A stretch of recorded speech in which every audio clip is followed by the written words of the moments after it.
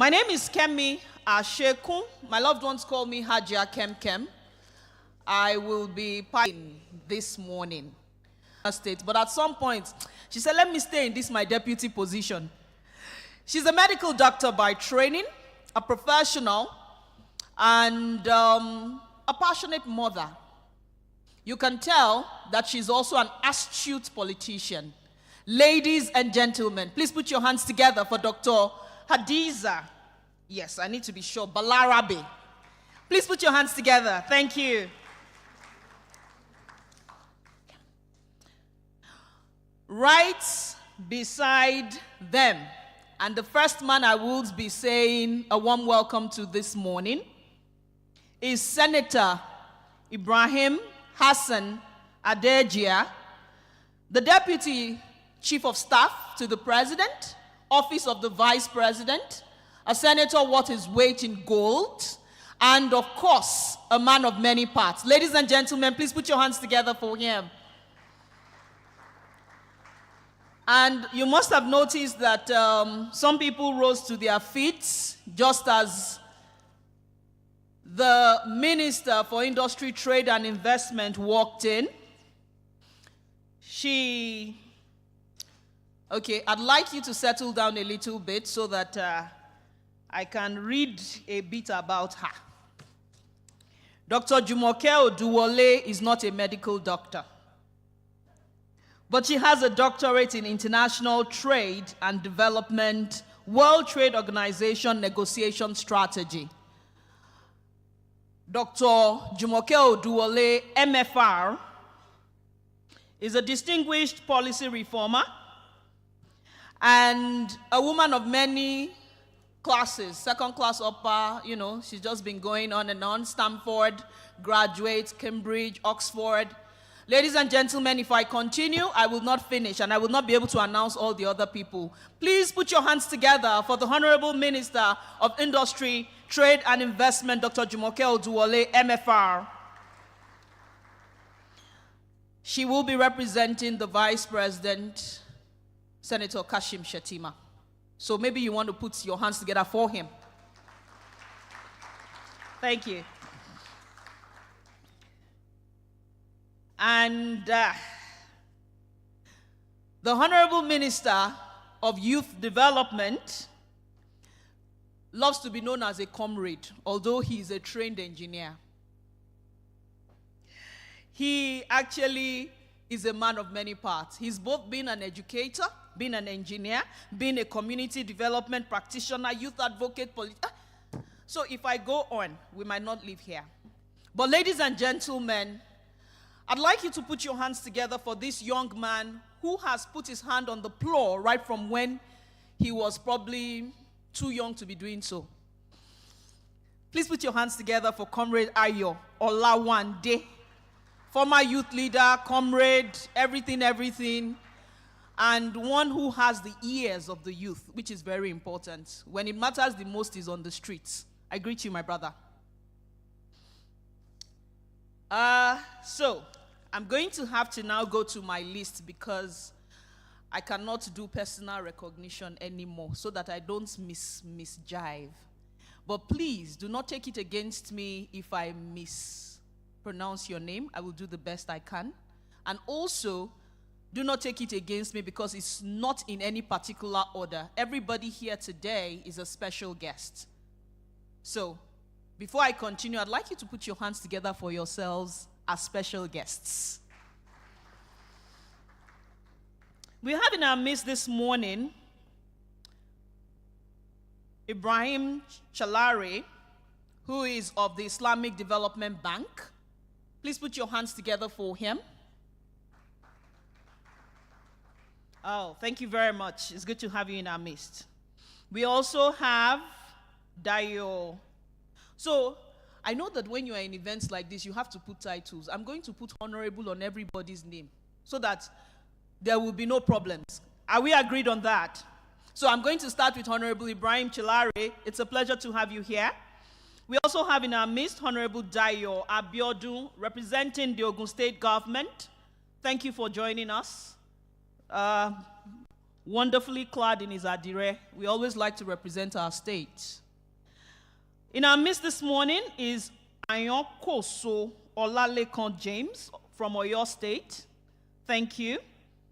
We have Maweni Joseph representing Taraba State. It's a pleasure to have you in our midst. Mary Jonathan Tijo representing Taraba State. Thank you for joining us. Muina Kendara from the British High Commission. Thank you for joining us. Okay, the room is cold. Nobody's clapping. What's going on? Don't worry, it's about to start. Let's just establish the protocols. Thank you.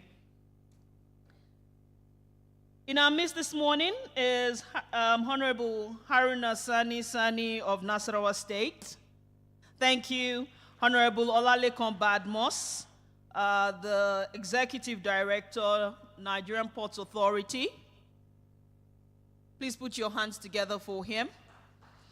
If we will be talking AfCFTA, we'll have to be looking towards the ports. We don't want to just be exporting small things, big things from Nigeria. If you agree with me, please put your hands together. Thank you. We have in our midst this morning Honorable Aminu Takuma, Honorable Commissioner, Industry, Trade, and Investment, Niger State. Thank you. You're welcome. In our midst this morning, we have Honorable Judith Bob Asogwa, Manager, Zenith Bank PLC. The dignitaries no longer want to stand on their feet because the clap is cold. Please encourage them. Thank you. We have in our midst Honorable Patience Fakai, Honorable Commissioner, Ministry of Business, Innovation, and Technology, Kaduna State. Oh, thank you for joining us. We have Honorable Folashade Ambrose, Honorable Commissioner, Commerce, Cooperatives, Trade and Investment, Lagos State. The only country within a country. Please put your hands together for Lagos State once again. Thank you. In our midst this morning, we also have Dr. Justin Beschel, Honorable Commissioner, Science and Technology, Cross River State. Thank you.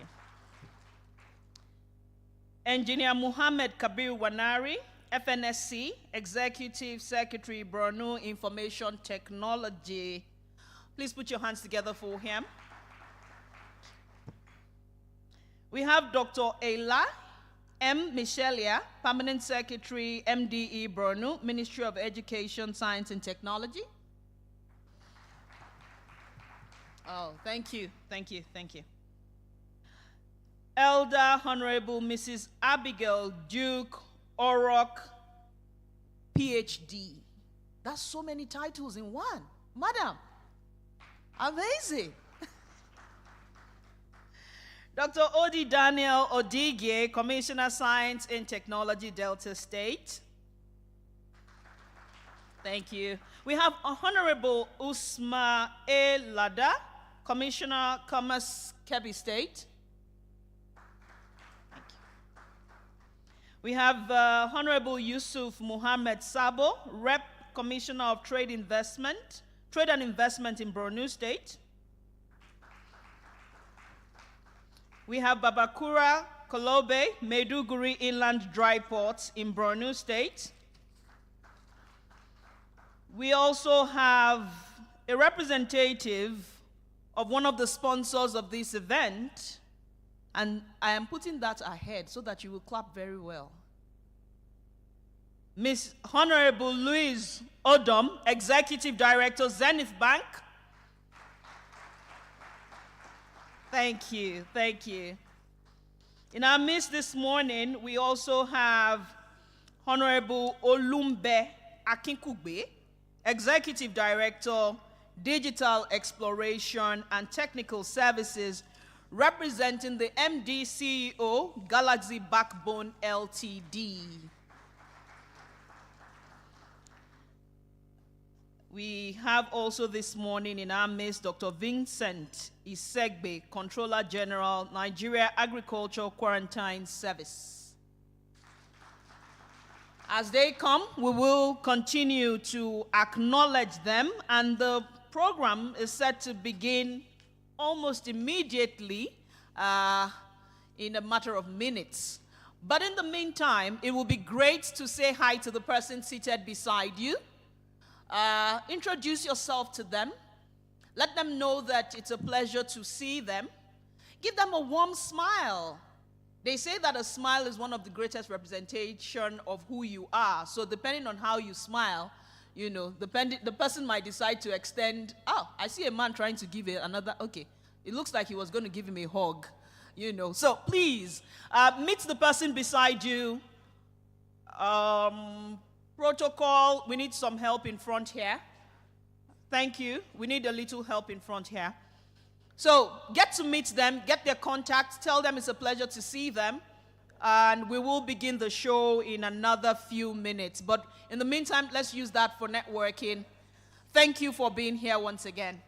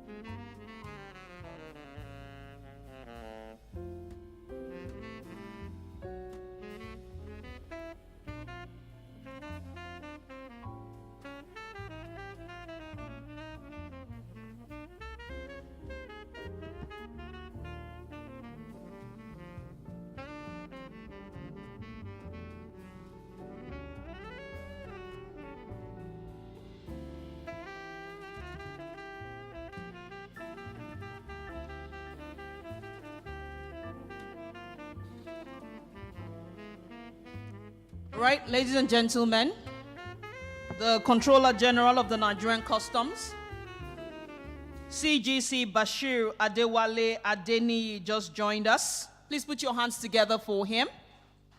He needs no introduction, you can tell by the uniform. We also have in our midst this morning Dr. Tayo Omidiji, Head Strategic Planning, representing the MD CEO of Nexim Bank. We also have in our midst this morning Honorable Commissioner, Ministry of Innovation, Science and Technology, Government of Enugu State. Good to have you in our midst. I can tell by the red cap. Ladies and gentlemen, please put your hands together for him. Yes. Let me quickly apologize. You see, I was born in Apapa. If I don't respect the NPA managing director, he can put me in the water and I will disappear. So, Dr. Abubakar Dan Soho, I apologize for not acknowledging you earlier. It was due to a protocol breach. The Managing Director of Nigerian Ports Authority, NPA. Ladies and gentlemen, please put your hands together for him. Put your hands together for him again on my behalf. Thank you. Right, it's time to kickstart the event.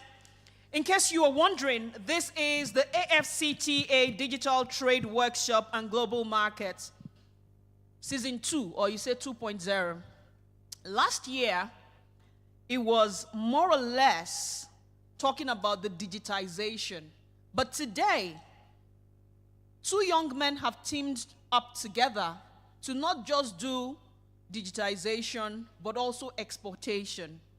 The beautiful thing about these two young men is that one earned his doctorates in his 20s. The other finished with a first class in accounting, finished with honors MSc, holds ICANN ACCA. He's also now doing his PhD in financial intelligence. They are the arrowheads behind this workshop today. I will mention them, but because I don't want to mention them before we acknowledge Nigeria, because Nigeria is all that we have. Nigeria has given so much to us, and the least we can do is give back to Nigeria.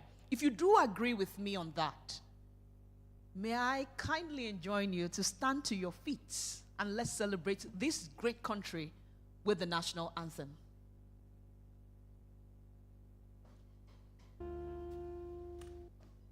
For the records, is your hands to your side, not to your chest.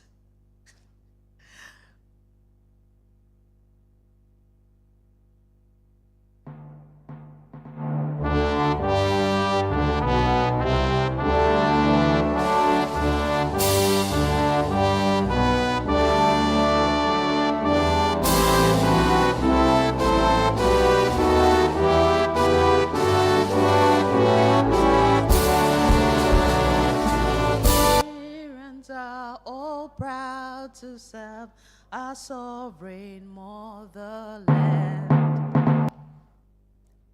shall be a symbol that truth and justice reign, in peace or battle honored, and this we count as gain.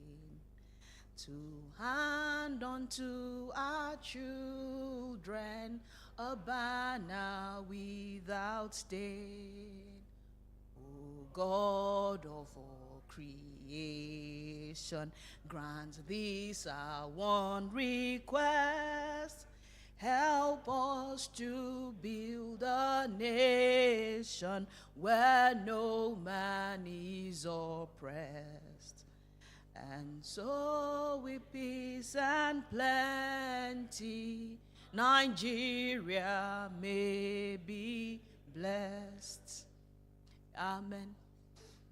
Sounds like a prayer to me, especially the last stanza. Ladies and gentlemen, please put your hands together for yourselves. It's interesting that you followed the anthem through, despite the fact that it stopped at some point. Please, you deserve a round of applause and kindly give it to yourselves. Thank you. Right. It is at this point would like to call on some of the dignitaries in our midst this morning to give us a few remarks. But before then, we'll take a short music break and I'll be back to call unto them.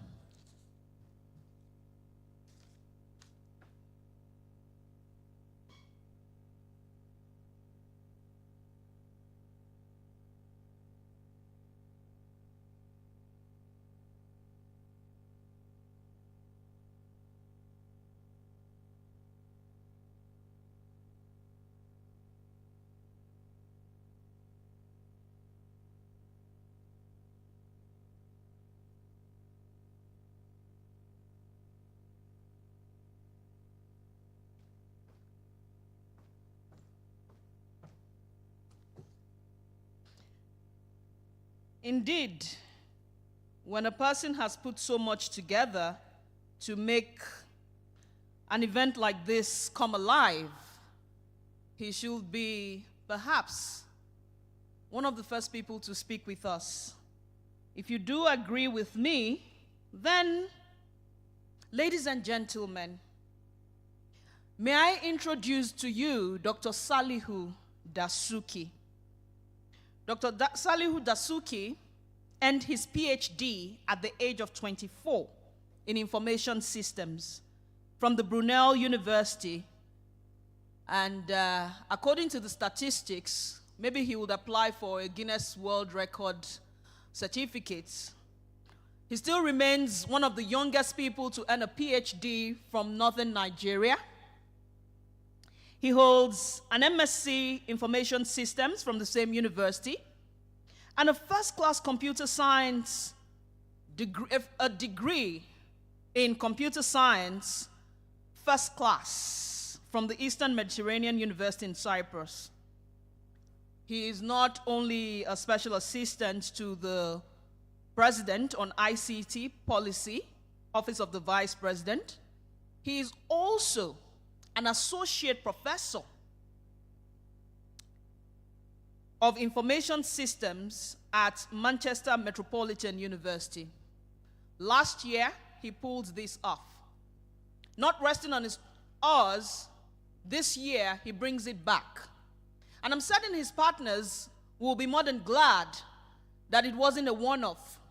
And indeed, Nigeria will be better for this workshop that has brought so many great minds together again.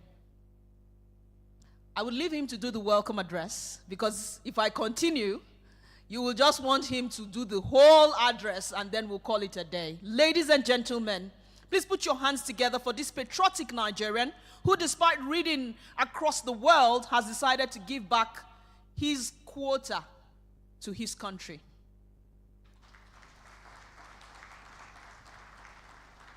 I feel that the clap is still cold, but I'll just let him have the mic. Thank you. Thank you very much, Kem. Good morning, everyone.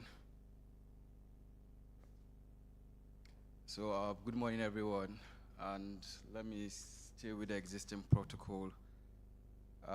It's an honor to stand here again with everyone, and more importantly, where we take a bold step in solidifying Nigeria's stance with regards to digital trade in Africa. Recently, the African Union has endorsed Nigeria as a digital trade champion, and that's a testament to our country's strategic role in shaping the future of digital trade across the continent. The AfCFTA, which is the African Free Continental Trade Area, presents an unprecedented opportunities for businesses to do trade beyond borders, and this can only be possible with digital trade in order to unlock these opportunities. With this endorsement, Nigeria is not just a participant, we're leading the charge in designing policies that will drive digital trade across Africa. In line with the President's 8-point agenda and the Honorable Minister's strategic vision, our approach is very, very clear. We're building a thriving digital trade ecosystem that empowers businesses, fosters innovation, and ensures Nigerian competitive advantage in the global marketplace. However, to achieve this, it requires us with equipping key stakeholders in understanding the digital trade protocol, especially at the subnational level. And with the right knowledge and tools, we believe that we can implement this and trickle this down from the executive down to the subnationals and at every state level. That's why we're here today. The Office of the Vice President, in collaboration with the Federal Ministry of Industry, Trade and Investment, is launching this 2-day capacity building program to equip stakeholders at the subnational level on understanding this digital trade protocol within the AfCFTA. With Nigeria being recognized as AfCFTA's digital trade champion, we must rise to the occasion and drive the transformation that will shape Nigeria's digital economy. As we work towards building a $1 trillion economy, we must harness technology, innovation, digital identity, and trade to create jobs boost productivity, and drive sustainable economic growth.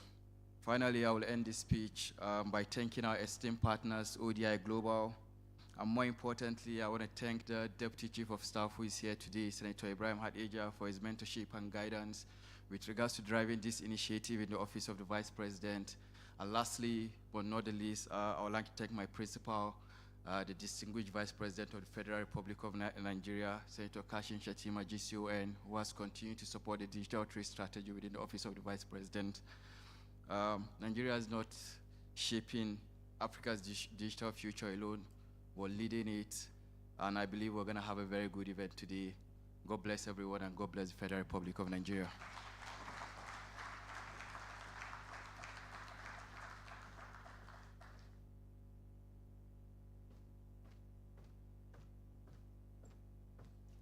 Thank you very much, Dr. Salihu Dasuki, for your passion for Nigeria, and of course, that we may export made in Nigeria goods. Ladies and gentlemen, if this event looks to you like an event that is worth its weight in gold, please put your hands together once again for him. Thank you. I did say earlier that the new type of competition is actually collaboration. The truth about it is, in life today, you may be good at this, and then somebody else is good at something else. And I believe that that is the reason why Dr. Salihu Dasuki teamed up with Doctor in Making, so that I put a title on his name properly. He's about to earn his PhD in financial intelligence.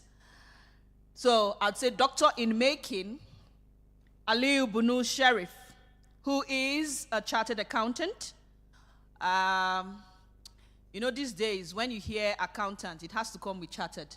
But when the person is ICANN certified and ACCA certified, then you know that that's double honors. But besides that, he actually finished with a first class. He's not only a chartered accountant, he also holds a certificate in Islamic banking and finance from the Institute of Islamic Financial Professionals, 2022. His experience spans financial analysis and credit management, but most importantly, is a genius when it comes to export.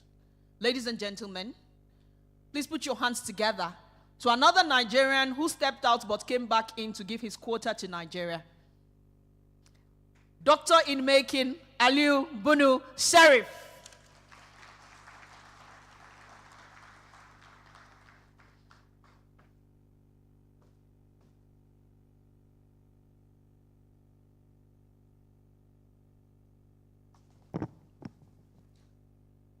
Thank you very much, Your Excellency, the Vice President of the Federal Republic of Nigeria, heavily represented by the Honorable Minister of Trade and Investment, Dr. Jumoke, Your Excellency, the Governor of Kaduna State, represented by the Deputy Governor, Honorable Ministers here present, heads of government agencies and parastatals here present, members of diplomatic corps, heads of government agencies, heads of private sector organizations, my dear colleagues, distinguished ladies and gentlemen. It's an honor to address you today on a matter vital to Nigeria's economic transformation,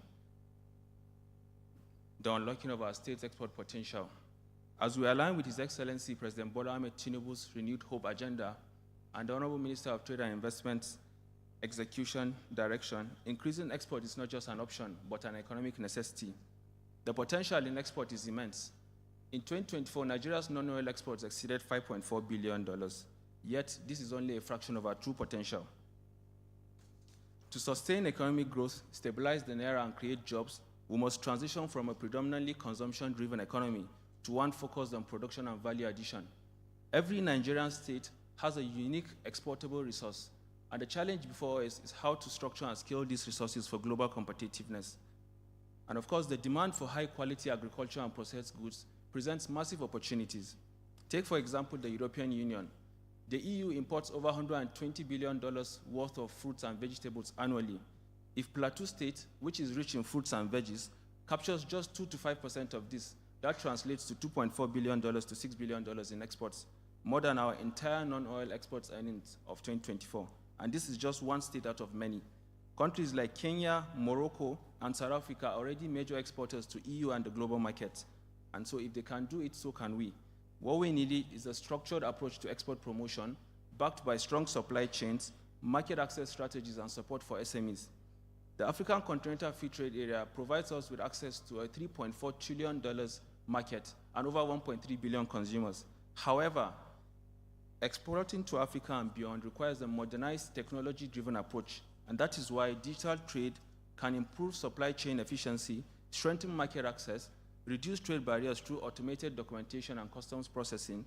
And again, that is why implementation of the single window is really important.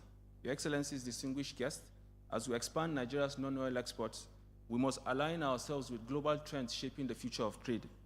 According to the recently concluded World Economic Forum's Report 2025, the most in-demand skills and industries revolve around digital trade, AI-driven supply chains, and sustainable agriculture.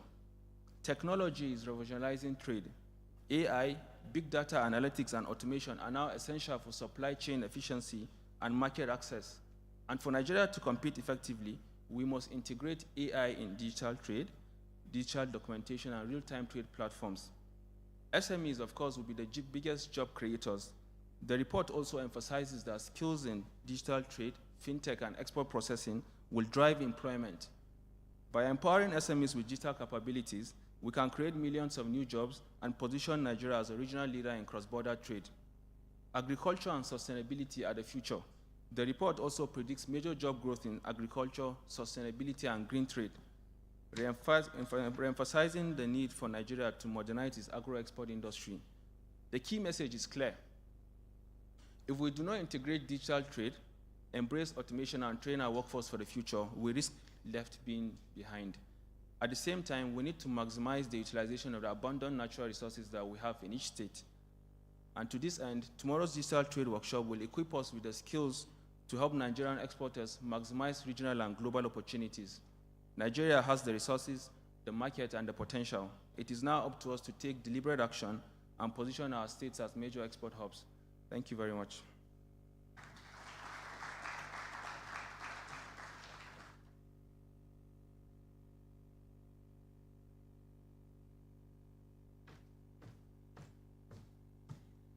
Thank you very much, Dr.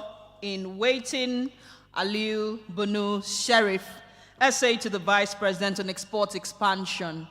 It's a good day to actually acknowledge the office of the President, the Vice President's office, for giving these young people an opportunity to give what they have back to Nigeria. We have in our midst this morning the Country Director, Department for Business and Trade, British Deputy High Commission, Lagos, Honorable Mark Smithson. Please put your hands together for him. And I see someone I met last year too. I will add Honorable to her name too. Honorable Pakchi Agarwal. It's good to see you again. In our midst this morning, we also have Dr. Mansour Mukhtar. I once again want to apologize for not acknowledging you earlier. Ladies and gentlemen, please put your hands together for him. Thank you very much. Former Minister of Finance. We also have in our midst Honorable Kwagba Amande, Commissioner, Ministry of Communication and Digital Economy, Benue State. Oh, I see you. Thank you very much. The next person to give us his remarks is Dr. Maximiliano Mendes Parra, a Principal Research Fellow of the Overseas Development Institute, ODI. He has worked in the delivery of trade policy analysis across continents in at least 10 countries. He is also a trade economist and a former agricultural trade official for Argentina. He specializes in analysis of multilateral regional trade in policies, Agric and NAMA. Ladies and gentlemen, Dr. Max Mendes Parra is also in partnership works in partnership with the Secretariat of the African Continental Free Trade Area, AfCFTA, and African Trade Policy. Please put your hands together for Dr. Mendes Parra as he gives us his remarks.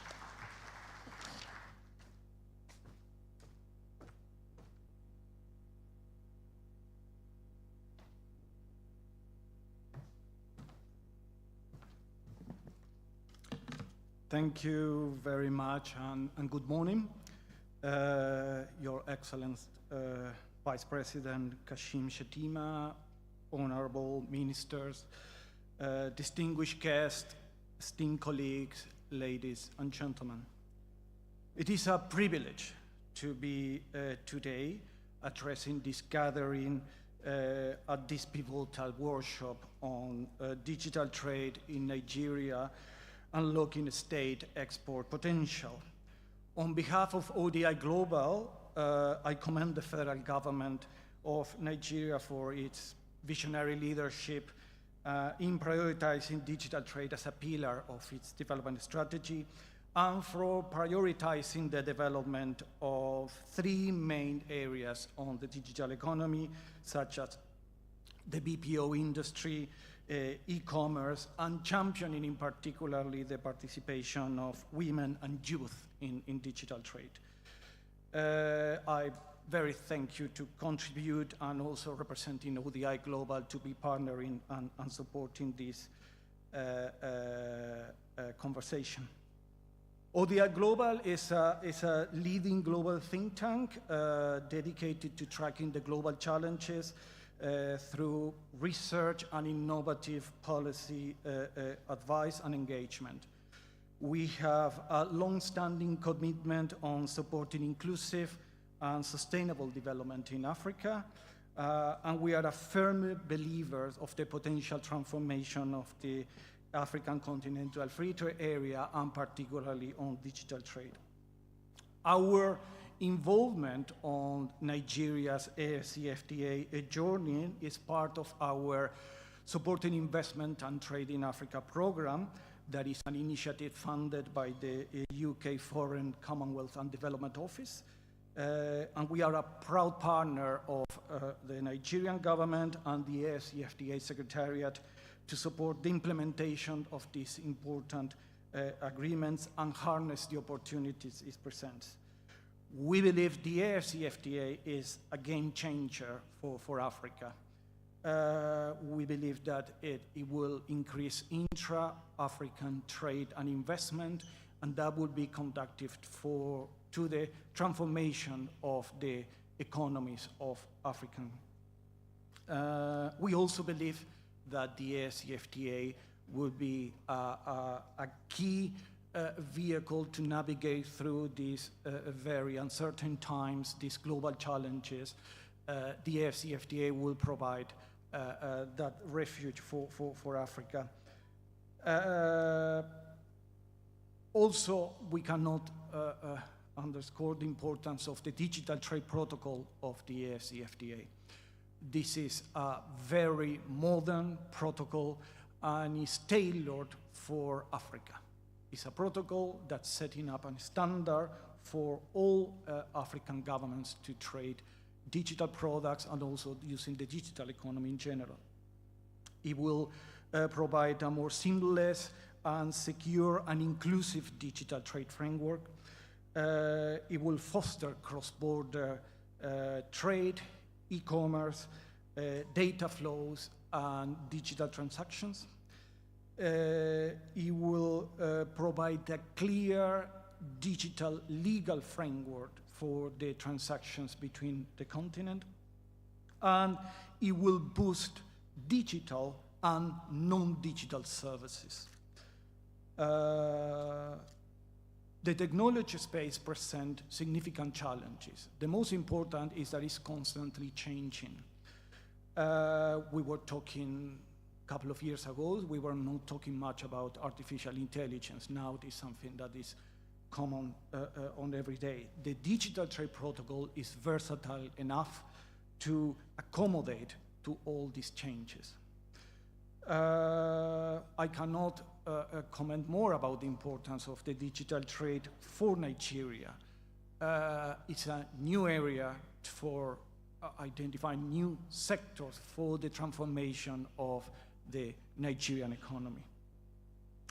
Also, the importance of the work that ODI Global has been doing for the Office of the Vice President, a work that has been continued, has a continuation, and we will be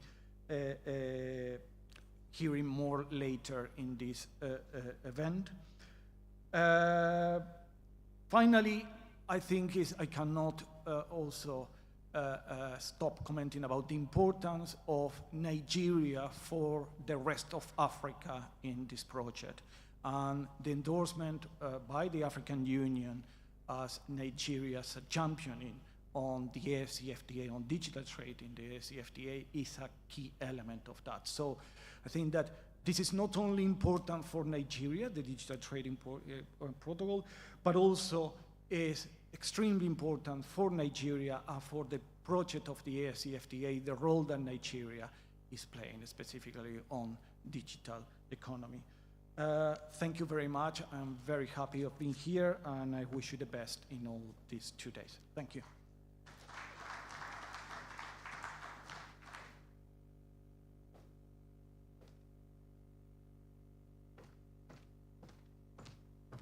Thank you, Dr. Max Mendes-Parra, for that. Principal Research Fellow, ODI Global, and Technical Lead, SITA, which is supporting investment and trade in Africa. Every time things like this are mentioned, everyone acknowledges Nigeria's place. But then we need to encourage Nigerians to acknowledge their place more and see for themselves what they represent to the rest of Africa. We don't want to continue to be big brothers in words, but also in deeds. Next up to speak to us is the one who has the hearts of the youths in his palm. Somehow he is able to speak with them and they understand him. I have 2 pages of his profile here, and I'm wondering who is ready to listen to all of that. But I will make it short and sharp. Before that, let me quickly acknowledge the presence of the DG of the NIMC, Engineer Biso Ekoka, who's here with us. In our midst this morning, we also have the Executive Director, CEO, Nigerian Export Promotion Council, Honorable Nonye Ayeni, represented by Mr. Arnold Jackson, Director, State Offices Coordinating Department. We also have in our midst this morning Dr. Yusuf Ibrahim Kofo-Mata, Honorable Commissioner, Minister of Science, Technology and Innovation from Kano State. You're very welcome. Thank you for being a part of the event. Right. Our next speaker, or the next person to give us his remarks, is an engineer, but prefers to be known as a comrade, because he understands both the streets of the Executive Council, he understands the game of the Executive Council, Federal Executive Council, and also the streets. He speaks both languages and is eloquently well. Ladies and gentlemen, please put your hands together for Honorable Minister of Youth Development, Mr. Ayodele Olawande, or Honorable Engineer. Comrade. That's good.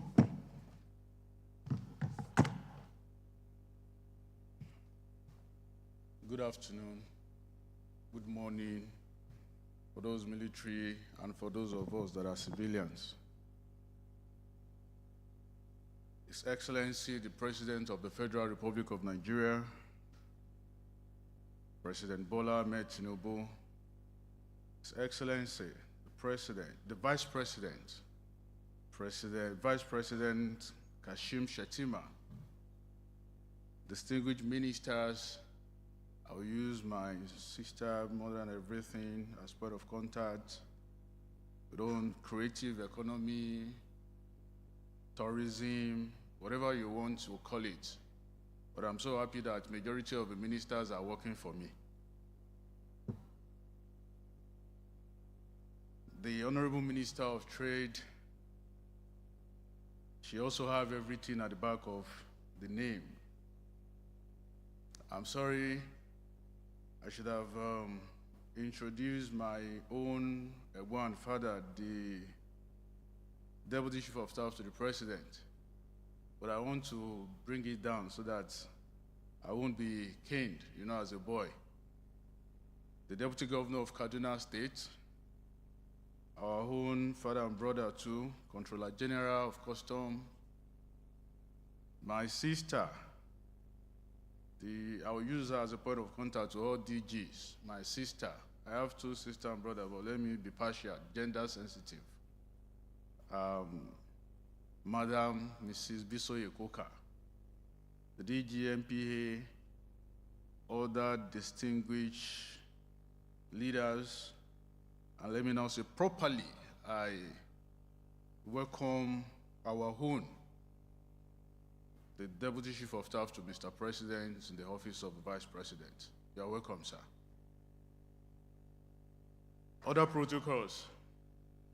The commissioners present, the SSA to the governors present, and other stakeholders. I am happy to be here today. Like I said, everybody is working for the Ministry of Youth. It is now for us to harness it and make sure that it shows and work perfectly for the growth of this country.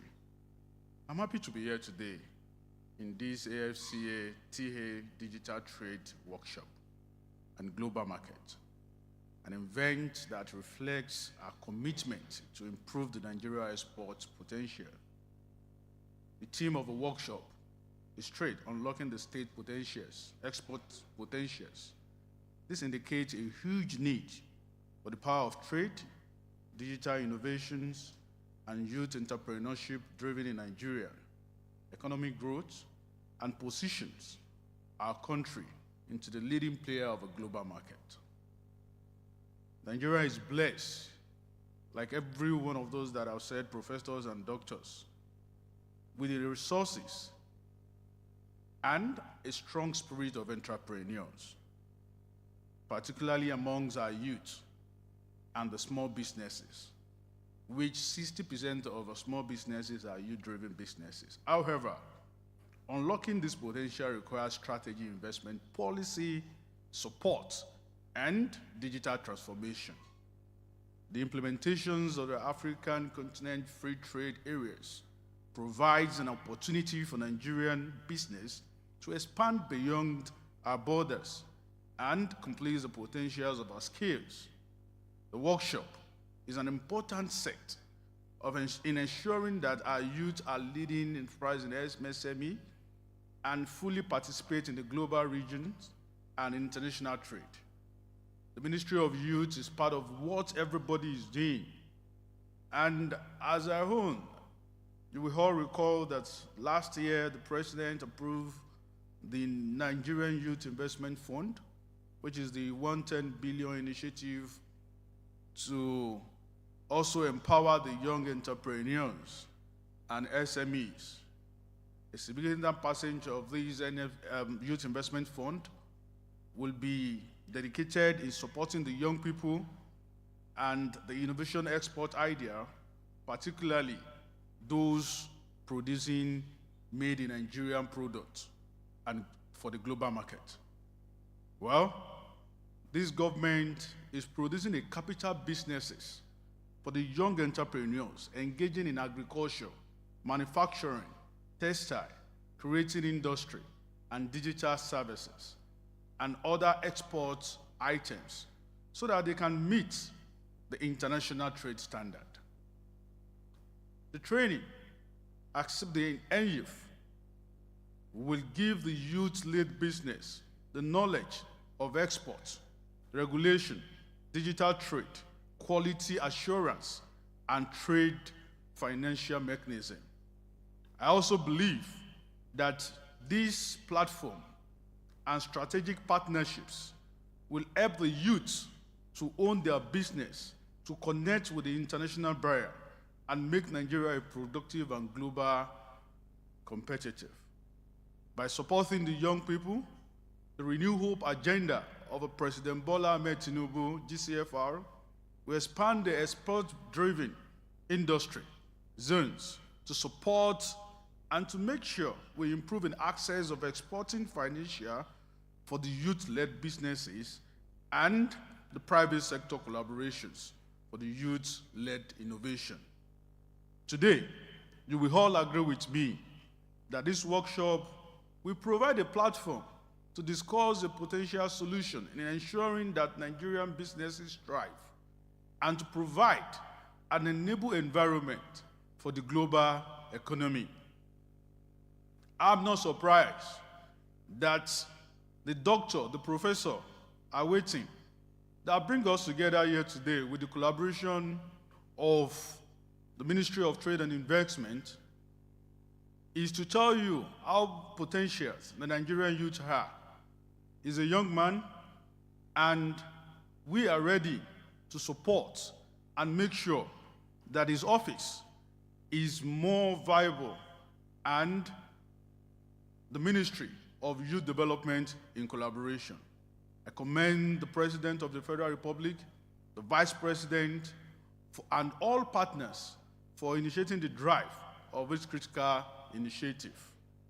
Let us work together as a body because it's one government. Both agency, parastatals, DGs, and all. Togetherness, we will empower the Nigerian youth. With all our efforts, the growth of our exports and capacity, and building the strong and more prosperous nation is visible. Thank you, and God bless you.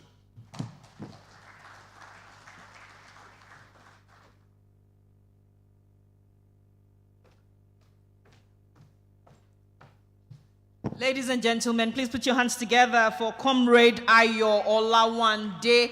Indeed, when we build the youth, okay, I see that the people here are not too many youth, but they say build the youth, build the nation. Please put your hands together once again for him. And like I did mention earlier, collaboration is the new form of competition. More collaborations, and we can have more greatness birthed. That said, our next speaker is a lawyer by training. But interestingly, she sits atop the arts, culture, and creative economy ministry.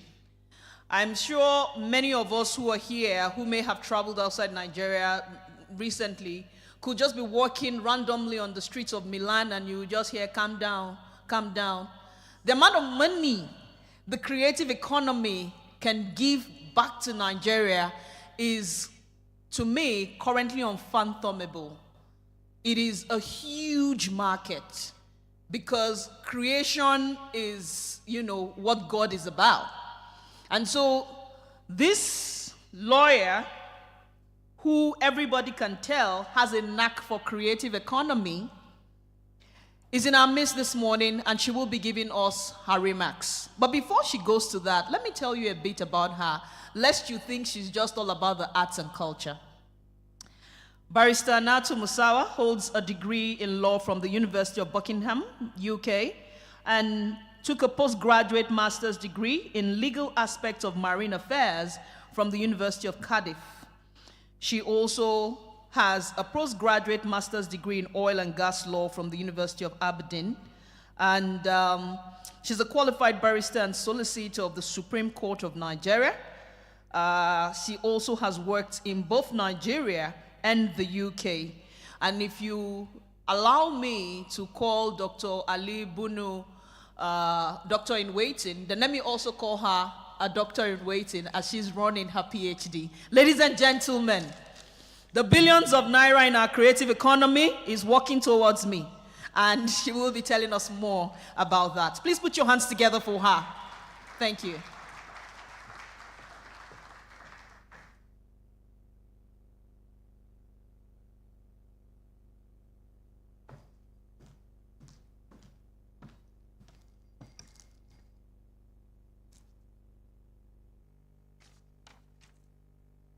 Good morning, everyone.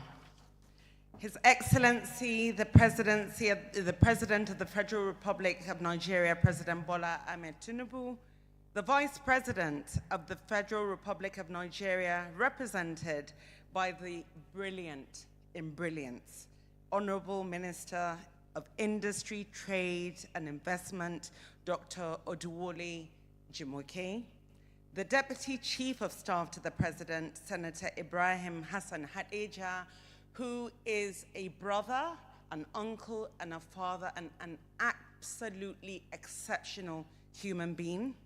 The Honorable Minister of Youth Development, Ayodele Alawande. I think somebody described him earlier on by saying that the youth have his heart, but I can tell you that not only do the youth have his heart, he has the youth's heart. Every time I talk to this young man, he is really talking about how he can reposition the future of the young generation. And honestly, when they talk about round holes in round pegs and square holes in square pegs, I think he really is a square peg in a square hole. The Deputy Governor of Kaduna State, Hajia Hadiza Sabwa Balarabe, who is a real inspiration for many of us. You have been a beacon of light, not only in leadership, but how you can, use leadership and also as a northern woman, do it with the dignity that you so do. Thank you.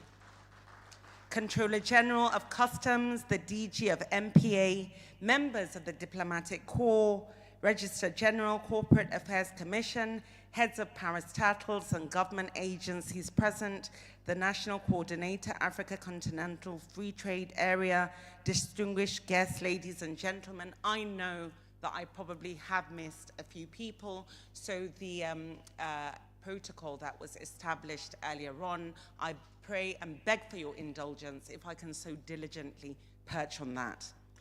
It is a profound honor to address this esteemed gathering on unlocking the full potential of state export through the African Continental Free Trade Area. I extend my heartfelt gratitude to His Excellency, the Vice President, for his vision and leadership in advancing Nigeria's economic competitiveness. The African Continental Free Trade Area marks a transformative moment for our continent. For Nigeria, it is an opportunity to leverage our greatest strength, our creativity, our culture, and entrepreneurial spirit, our content, our talent, our dynamic and vibrant Niger spirit. And it is true, wherever you travel in the world, the one thing that you can be proud of is the fact that you're a Nigerian, not because of anything, but because of what comes out of this creative industry. You're probably gonna hear David Doe, Burna Boy, Thames, and this is really what makes us shine specifically at this point in time. As the Minister of Art, Culture, Tourism, and the Creative Economy, I believe that the creative and cultural industries are not just expressions of our identity, but are real powerful drivers of economic growth and global influence. Our ministry is committed to positioning Nigeria's creative sector as a cornerstone of export through growth under the Free Trade Area. Through the Creative Economy Development Fund, which was recently approved, we are pioneering a new frontier, enabling creatives to transform their intellectual property into bankable assets. And I think this is a very, very important and formidable initiative that is really going to help the creatives grow, and that is really going to help us as a nation to get the full potential that is abound within the creative industry. This initiative will allow Nigerian artists, filmmakers, musicians, and designers to access financing through IP securitization, fostering business growth and expanding their reach across Africa and across the world. Additionally, we recognize that infrastructure is critical to export success. The Creative and Tourism Infrastructure Corporation, that was also very recently approved, our public-private partnership vehicle, is addressing these needs. Projects such as the ABUJA Creative City, the restoration of the ABUJA Resort, Yankari Game Resort, music arenas, creative hubs, renewed hope and cultural and creative projects, which we hope to partner with the federal government and every single subnational, so that we can look at the the unique peculiarities within every single state and make that as a huge expression within the infrastructural project that we hope to have. But innovation is really not only about talk and rhetoric. We can sit here till the cows come home and keep on talking and speaking and speaking. We have to be guided by insight. That is why we are launching the D30 data platform, an open source initiative to provide real-time insights into Nigeria's creative and cultural economy. This platform will support stakeholders with the data needed to make informed decisions, attract investments, and shape policies that drive digital trade and cross-border collaborations. Ladies and gentlemen, our vision is clear: a thriving creative and cultural economy that places Nigeria at the heart of inter-African and global trade. But success requires collaboration, and I agree with you, it's all about collaboration. As a nation, we cannot work in silos. We are gonna work better. It's really one vehicle, and each and every one of us is a part of that vehicle. And it is only when we work together that we're able to assemble that vehicle properly and to be able to kickstart it and take it to its destination. I urge our state commissioners to integrate their initiatives into their regional export strategies, ensuring that every state's unique cultural assets are showcased and marketed effectively under the African AfCFTA. It's a bit of a tongue twister for me, so I'll just go with AfCFTA framework. As we embrace digital trade, virtual exhibitions, and e-commerce platforms, let us empower our creative entrepreneurs with the tools they need to succeed.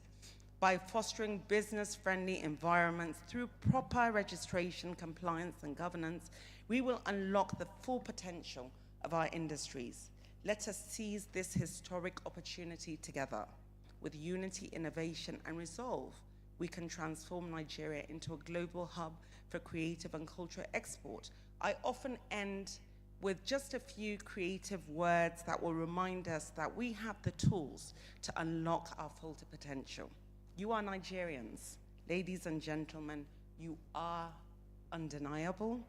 You are all but mundane. Greatness runs through your vein. You're humane, sane, and vain. You're a giant to reign. I thank you.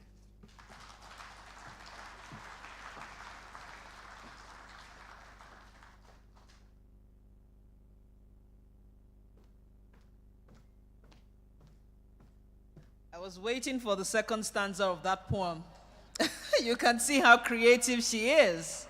Ladies and gentlemen, please put your hands together once again for Barrister Natu Musawa, who is the Honorable Minister of Creative Economy, Arts and Culture. Well, our next speaker is the Deputy Governor of Kaduna State, representing the Governor of Kaduna State in the person of Governor Ubasani. She is here not just in a capacity as Deputy Governor, but also as the first female Deputy Governor of Kaduna State, two-term Deputy Governor. She's also a medical doctor, so right now she's treating humans in the political scene. Okay. Please put your hands together for her. Thank you.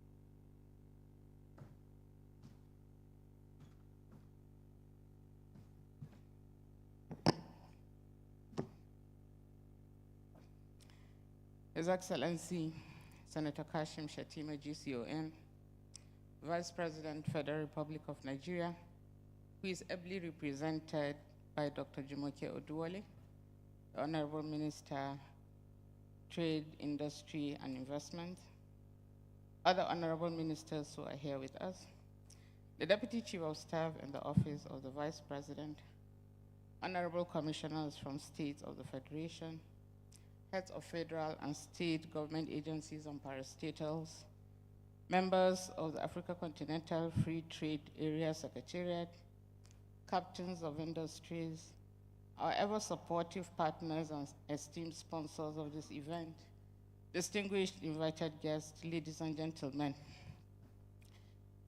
I'm deeply honored to be here at this very crucial workshop on the Africa Continental Free Trade Digital Trade Protocol. The timing of this gathering could not be more significant as Nigeria stands at the threshold of an unprecedented digital transformation. I stand here, as you've been told, representing His Excellency, our Governor, Senator Obasani. His Excellency has requested that I convey his regrets for not being here due to reasons beyond his control. He has also requested that I extend his warm felicitations to the gathering. He has also requested that I extend his sincere appreciations to the Office of the Vice President, the Federal Ministry of Industry, Trade and Investment, the Federal Ministry of Communication, Innovation and Digital Economy, and the Nigeria Governors Forum for organizing this event. I want to seize this opportunity to recognize the support of ODI Global UK and the Africa Continental Free Trade Area Secretariat in bringing this event to fruition. Distinguished guests, the Africa Continental Free Trade Area presents an opportunity for states across Nigeria to expand trade, boost investments, and create jobs. The global economy is shifting towards digital commerce, and nations that fail to embrace digital trade will certainly be left behind. Digital platforms have eliminated traditional trade barriers, allowing businesses, both big and small, to participate in regional and global markets like never before. Today, we are reminded of the immense potential that lies within the Africa Continental Free Trade Area in a world increasingly defined by interconnectivity. We must seize this moment, not merely as a challenge, but as a powerful catalyst for growth and development. The Africa Continental Free Trade Area offers more than just trade. It embodies our shared vision for a prosperous and integrated Africa. It presents us with the framework to dismantle barriers to trade, harmonize regulations, and promote the free movement of goods and services across our borders. Distinguished guests, the global digital economy has been projected to reach about 16.5 trillion by 2028. This presents a very unique and extraordinary opportunity for us as a nation to tap in. Digital transformation stands today as a cornerstone of innovation and sustainable growth. With 65% of our population under the age of 25, Nigeria possesses the demographic advantage to become a global digital powerhouse. Our tech startup ecosystem, already valued at over $6.6 billion, has shown remarkable resilience and innovation, attracting over $2 billion in venture capital funding in the past 2 years. Under the visionary leadership of His Excellency President Bola Ahmed Tinubu and the Vice President, His Excellency Kashim Shettima's Renewed Hope Agenda, Nigeria has made significant strides in the ICT sector. And as you heard from Dr. Dasuki a while ago, the recent recognition of Nigeria as the Africa Continental Free Trade Area Digital Trade Champion for the continent is a testament to our government's commitment to digital innovation and enterprise. This achievement builds upon our growing reputation as Africa's leading startup nation, with Lagos alone hosting over 400 active startups. In Kaduna State, we recognize that the future belongs to those who embrace digital transformation through our flagship programs, the Click on Kaduna program, the Kaduna Digital Skills Training Program, the Arewa Ladies for Tech Program, and the AI for All, amongst others, we are training thousands of young people in various digital skills. These initiatives inspire hope and present brighter prospects for our youths. For instance, the Arewa Ladies for Tech initiative seeks to empower over 5,000 women with digital skills and create employment opportunities for those young women. Our AI for All program will position Kaduna as a pioneer in artificial intelligence in education in northern Nigeria, targeting 2,000 youths for training in AI. Through Click on Kaduna, which was conceived and implemented in collaboration with the World Bank and Rockefeller Foundation, we have 185 participants that have established themselves and have hired new employees. 95 have formed teams, and 120 have sold their products to the market. These are some of the impact from just one program. And to fully harness these opportunities across the nation, we must forge stronger partnerships between government, the private sector, and subnational entities. The digital economy currently contributes approximately between 14 to 16% of our GDP, and experts project this could reach 25% in the next 2 years with the right investments and policy framework. As we chart our course forward, we can draw valuable lessons from other nations that have successfully transformed their economies through digital innovation. For example, in Vietnam, it has emerged as a rising star in the global tech landscape through strategic investments in digital infrastructure and education. Vietnam's digital economy reached $31 billion in 2024 and is growing at an impressive rate of 20% annually. Their success stems from a comprehensive approach that includes mandatory coding classes in primary schools and partnerships with global tech giants to establish innovation centers. Estonia is another example, and it provides another inspiring example. This small Baltic nation has become Europe's startup capital per capita, with its digital sector contributing significantly to its GDP. The country's integration of digital literacy into its educational curriculum from elementary school has created a tech-savvy workforce that drives innovation. These success stories offer crucial lessons for us here in Nigeria. First, we have to significantly increase our investment in digital education and skills development. I therefore call for a comprehensive review and update of our education curriculum at all levels, from primary to tertiary education, to incorporate mandatory ICT, coding, and digital entrepreneurship courses. This isn't just about teaching technology. It is about fostering an innovative mindset from an early age. Secondly, we should expand access to funding and support for our startups. While our current venture capital inflow is encouraging, we need to create more local funding sources through public-private partnerships. We should establish a national innovation fund that provides matching grants to promising startups and offer tax incentives to corporate organizations that invest in local tech companies.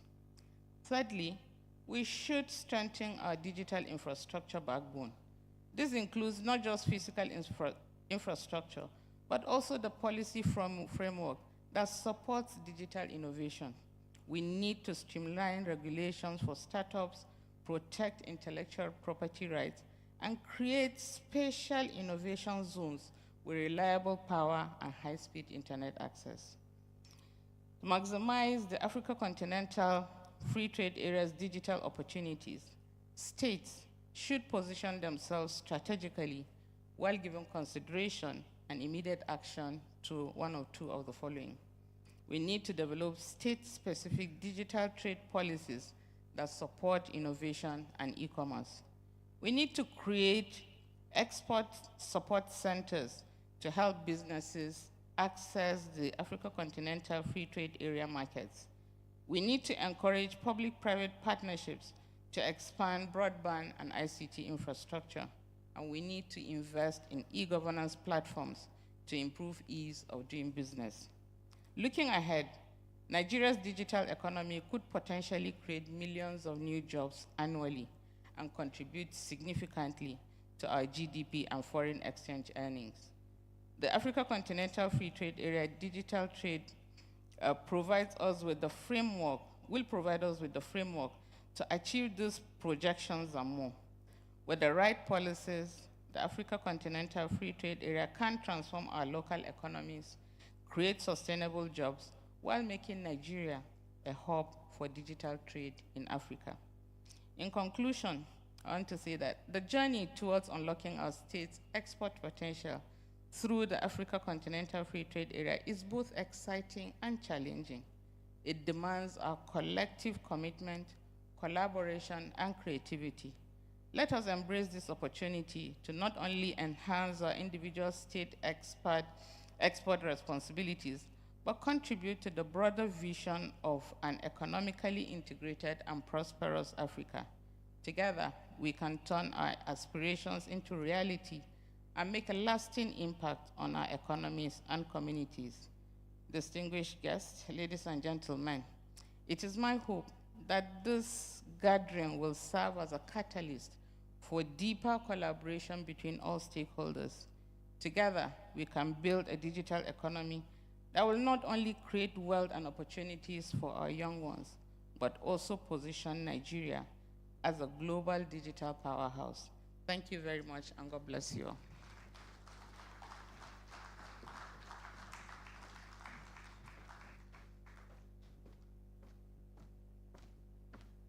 I'm forced to ask if the hall is cold, and that's why the clap is a bit cold. Please put your hands together once again for the Deputy Governor of Kaduna State, representing the governor. I kept hearing together we can, together, together.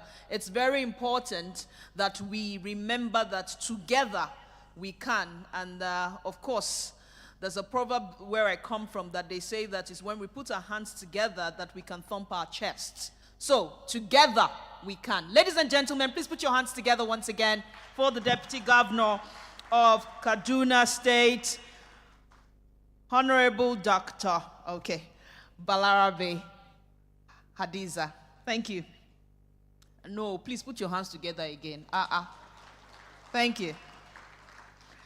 Right, let me take a moment to acknowledge a few more people who have joined us, and let me also use this as an opportunity to apologize to you. You're all special guests in your own rights. We do not take your presence for granted. We have in our midst this morning Honorable Egosa Omogwe, who is the head stakeholder relationships, SDGs climate investment of the Nigeria Governors Forum. He's representing the Director General of the Nigerian Governors Forum, Dr. Abdul Latif Shitu. Please put your hands together for him. In our midst this morning is Engineer Abiso Ekoka. And I was particularly asked to repeat it, that she is the DG NIMC, not MPA. A very good morning to you, madam, and it's good to see you again. Right.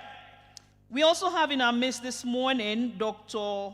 Habib Abubakar Gajam, PhD, Executive Secretary of the Zamfara Information Technology Development Agency. Ladies and gentlemen, please put your hands together for him. Thank you. Honorable Usman Shehu Usma, Commissioner, Information and Communications, Bauchi. In our midst this morning, thank you for joining us. In our midst this morning is DG, Women's Chamber of Commerce, Industry, Mines and Agriculture, Wasima, Mrs. Wenyemi Eribo. Okay, I'm seeing Pasha. When I mentioned the men, the clap was loud. Why did I mention a woman? And you guys now, please put your hands together for her. Thank you. Thank you. We have in our midst this morning Honorable Adora Chukuma, the Enugu Commissioner for Trade, Investment and Industry. We also have Honorable Opin Opi Manasseh Alumo, Commissioner of Ministry of Industry, Trade and Investment, Benue State. Ladies and gentlemen, please put your hands together for him. Thank you for joining us. We have in our midst the Registrar General of Corporate Affairs Commission. He's not only the Registrar General, he's also the youngest son, S-A-N, Leonard Silk. Thank you for joining us. There's a lot more I want to say about Engineer Abiso Ekoka, but I'll save it for when she comes to speak. I will tell you a lot about her. You will get to know her. Now, Nigerians can boast that they also have a social security number. And Dr. Salihu says that she is a fantastic person who has been very supportive of this initiative. Ladies and gentlemen, in Yoruba land, when a woman dons shuku, it means she's a queen. You need not ask. Please put your hands together once again for her. Thank you, thank you, thank you very much. The next person to give us his remarks is a money maker. And if you ask me how come, the year before 2024, where he currently sits atop, made about 3-point-something trillion naira. The next year, as if he was vexed, he almost doubled it, 90-point-something%. Who does that? Anyways, let me tell you a bit about this man who's also a teacher. He used to be the commandant of the Nigerian Customs Command and Staff College in Gwagwalada, Abuja. He also became the acting deputy controller general of Nigerian Customs Service, NCS, in June 2023. And maybe it's because he's doing such an amazing work. On his birthday, a few weeks earlier, they wanted to retire him early. He was 59, but they said he was 60. We will not take it because he's doing a fantastic job. The next speaker is the Controller General of the Nigerian Customs Service, in the person of Controller General Bashir Adewale Adeniyi, MFR, the money doubler. Ladies and gentlemen, please put your hands together for him. I feel like saluting him, but it was only Command Day Secondary School I went to. It's a pleasure to see you again, sir. Thank you for your kind words. Your Excellency, the President of the Federal Republic of Nigeria, Bola Ahmed Tinubu, GCFR, represented today, the Honorable Minister of Trade and Investment, the Deputy Chief of Staff to Mr. President, Honorable Ministers here present, those who work in the Cabinet Office but speak the language of the streets, and those of us who they come to meet on the streets who do not dress and use the kind of tie that they use. Distinguished participants, I understand we have representative of governors here present, commissioners, heads of agencies, my colleagues here present, gentlemen of the press, ladies and gentlemen. On assumption of duty of President Bola Ahmed Tinubu, he made it very, very clear that trade was going to be a major focus of his attention. And there were a number of issues that were clearly identified in the policy advisory documents, making Nigeria the hub for African trade, making Nigerian ports very, very competitive, boosting exports, and all of that. 18 months down the line, it is gratifying that we are not only noticing these changes that we are experiencing in Nigeria. On Friday last week, Africa took note and declared President Bola Ahmed Tinubu the champion for digital trade in Africa. I want to start by congratulating His Excellency, Mr. President, and of course, the hardworking minister who is helping the president to realize the vision. This is only the beginning, as we are seeing what we're having in Africa. With the likes of Dr. Dasuki and Sheriff, I'm very sure what we are doing in the creative industry, in the music industry, Nigeria will begin to take the lead in the global trade market. Export promotion has assumed a center stage in our national economic agenda, particularly with the robust support provided through comprehensive policy initiatives under His Excellency President Bola Ahmed Tinubu. Nigeria Customs is a trade facilitating agency, apart from the figures in trillions that the MC has attributed to us. Thank you very much. But we'll continue to align our operations with global best practices guided by the World Customs Organization's strategic framework and recommendations. This alignment highlights our crucial role in delivering efficiency, security, and prosperity. And these are core elements that resonate deeply with the aspiration of the African Continental Free Trade Area. Building on the theme of the WCO World Customs Organization in 2024, which is engaging traditional and new partners with purpose, we have tried to strengthen our commitments to collaborative trade facilitation through strategic partnerships.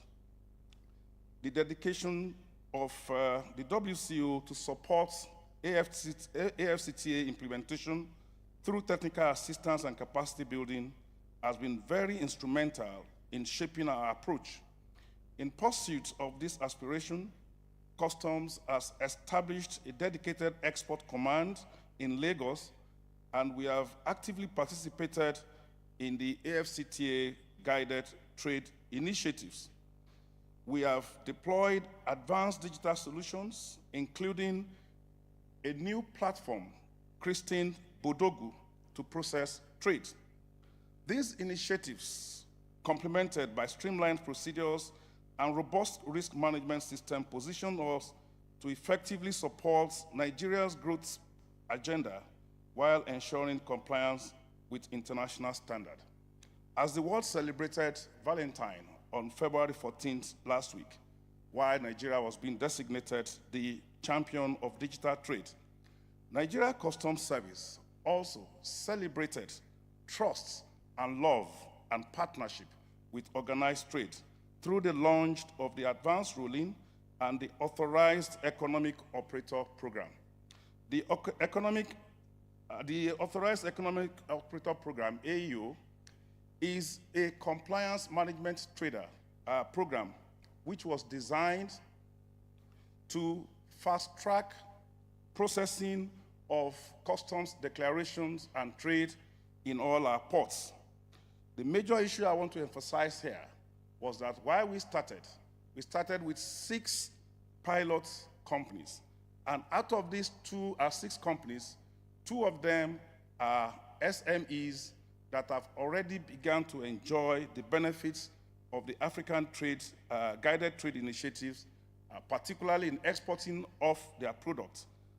The website for the AEO has now been launched, and I'd like to invite all SMEs and, of course, all operators in Nigeria to launch into this and benefit from this scheme. I therefore see these workshops focus on digital transformation and global market access as particularly very timely. The convergence of technology, trade facilitation, and export promotion presents unique opportunities for stakeholders to leverage digital solutions in accessing international markets. The emphasis on state-specific export potentials also acknowledges the diverse economic strengths across our nation and aligns with our commitment to fostering inclusive economic growth. The collaborative approach adopted by this workshop, which is in bringing together the Federal Ministry of Trade and Investments, the Federal Ministry of Communication, Innovation and Digital Economy, and of course, that of Youth, Culture, and the Nigerian Governors Forum is necessary to achieve the whole-of-government approach for sustainable export growth. This multi-stakeholder approach is crucial for developing comprehensive solutions that address the complexities of modern international trade. So many studies have shown the nexus between trade, prosperity, and peace. Once there is trade thriving in any community, there will be prosperity. And once there is prosperity, we can begin to forget some of those security challenges that we face. We will remain ready to support stakeholders in implementing the insights and strategies that will emerge from this workshop. We will remain committed to facilitating legitimate trade, particularly exports, and we will continue to enhance our digital capabilities as well as streamline our processes to support Nigeria's export growth objective. I am confident that the deliberations over the next 2 days will yield actionable outcomes that will contribute significantly to unlocking our export potential and strengthening our positions in global markets. I wish us all successful deliberations. Thank you.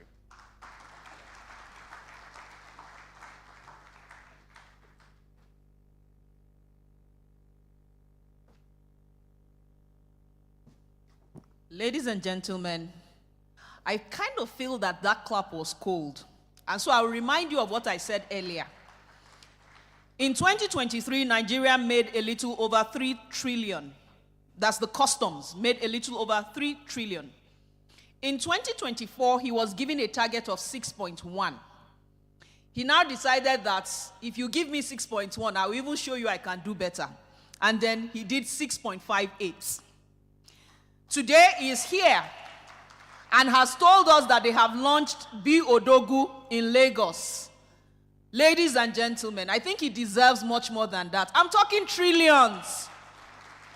Thank you, thank you, thank you. The CG, Nigerian Customs, we celebrate you and appreciate you. We look forward to more trillions, maybe 10 trillion this year. CG, sir, 10 trillion this year?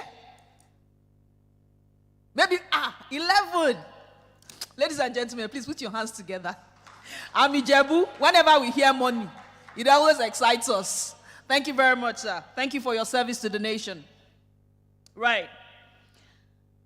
Our next speaker is a woman that has a number on every name.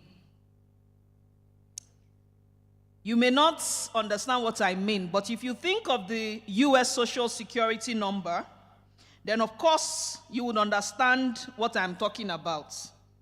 This woman came into the NIMC and started dropping records, breaking barriers, you know. She just started shattering the ceilings. She's a woman of many parts. She's an engineer. She honed her skills in the only country that is within Nigeria, Lagos State. Engineer Abiso Ekoka is a woman worth her weight in gold. And with the many innovations she has brought into the NIMC today, she has increased the number of Nigerians that have the NIN number in the tens of, no, I think it's hundreds of millions. I don't want to undercut her. Very powerful woman, no.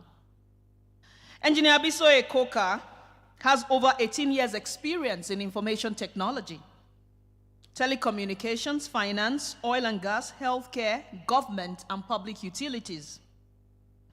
She has worked both in the private sector and in the public sector, both outside Nigeria and within Nigeria, in France, and she has brought back her expertise to help Nigeria become like some of those countries she has lived in. She did a lot of innovative work with La Simra in Lagos. And the impact of La Simra today is the reason why they said the reward of hard work is more work. They have decided to give her NIMC. And in truth, we are proud of all that she is doing there. However, what is most important to this event today is that she is a master collaborator. She has supported this event most amazingly and has given so much to the organizers of this event. Ladies and gentlemen, I have to double down on that so that when they go and meet her for season 3, she will double whatever it is she's dropping. Please put your hands together for the Olori herself, Engineer Abisoye Koka. It's a pleasure to have you here. The clap is cold. The clap is cold. Thank you. Thank you.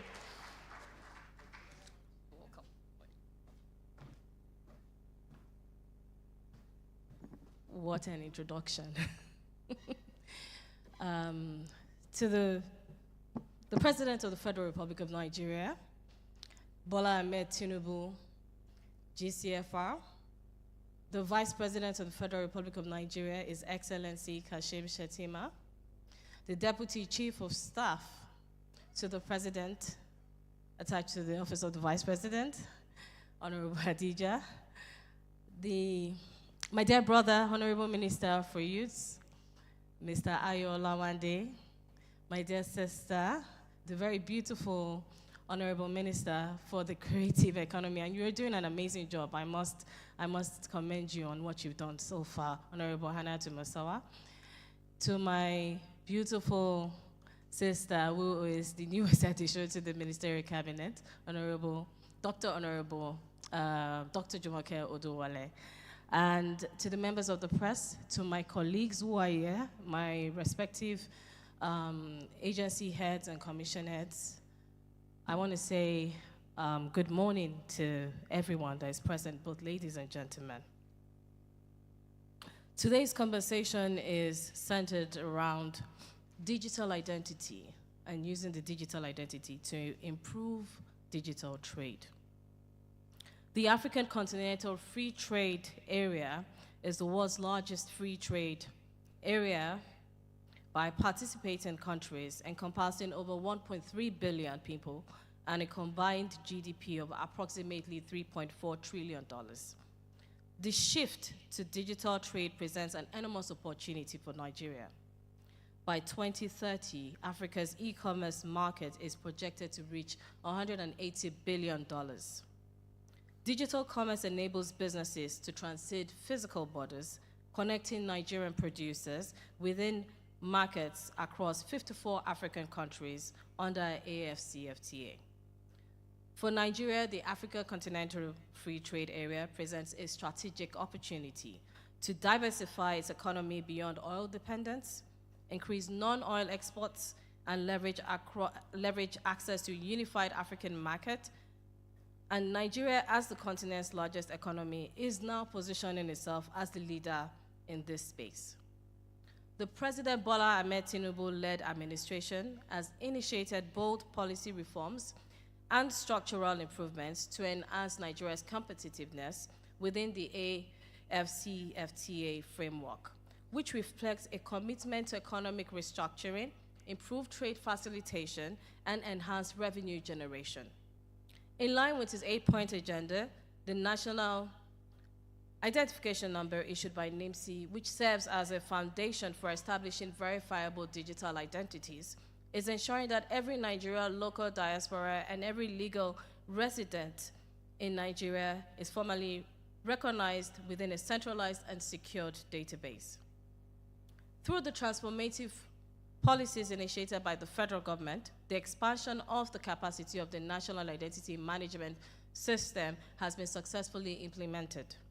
Nigeria now leads Africa in digital identity enrollment, which currently stands at 116,821,185,000 NINs, issued and still counting. However, gaps remain in seamless cross-border authentication and interoperability, which NIMSI's digital public infrastructure has addressed and continues to do so by integrating foundational and functional identification for enhanced trade facilitation across the African continent. The digital identity ecosystem, a collaborative framework that involves public and private service providers, is bridging the digital divide in significantly accelerated efforts to expand NIN enrollment, ensuring seamless interoperability across sectors, and strengthening digital trade infrastructure through partnerships with the federal, state, local agencies, as well as civil society organizations and licensed private vendors. NIMC ensures accessibility, gender, and financial inclusivity in identity enrollment. This initiative, supported by funding from the World Bank, the European Investment Bank, and the French Development Agency, strengthens our national economic framework by ensuring that individuals and businesses have verifiable identities to enhance the authentication process of Nigerians and secure their transactions both domestically and internationally. NIMC has collaborated with key regulatory stakeholders, the FIRS, the Central Bank of Nigeria, and also the Nigerian Communications Commission. These partnerships have not only addressed key issues such as fragmented digital payment systems and limited interoperability of trade data, but ensure transparent, secure, and efficient digital transactions, fully unlocking Nigeria's digital trade potential in Africa. Further leveraging the NIN to bridge the gap between government and its people through the issuance of the government-to-persons EID cards in collaboration with different ministries, departments, and agencies, and one of such is the Ministry of Agriculture and Food and Security, to issue cards to more than 2 million farmers to enhance and promote economic activities. These cards are also linked to beneficiaries on the government intervention programs, which will also serve as payment tools for participation in digital trade activities and provide assured identity authentication and trust throughout trade activities. Our national EID card is also ICAO enabled, a feature that aligns with international standards for travel documents, thereby promoting seamless movement and trade activities across different African countries, particularly where an entry visa is not required, thereby facilitating regional trade and economic integration. The NIN is used as an enabler for other federal government intervention programs such as the grants disbursement, conditional cash transfer programs, subsidized energy grants, health insurance schemes, and enabling consumer credit access to all Nigerians with verifiable NINs. The Nigeria Education Loan Fund, which is popularly known as the NEL Fund, which provides financial support for students for their higher education, relies on NIN verification to ensure transparency, accountability, and accessibility for all beneficiaries, and also elimination of identity fraud.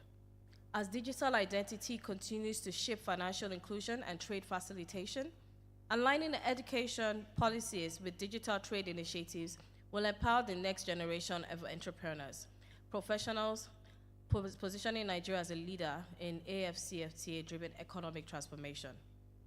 NIMC's integration of digital identity with immigration and security agencies has also facilitated the smoother movement of goods and people. By leveraging digital identity, businesses can authenticate transactions, reduce fraud, and access regional and global financial networks more easily.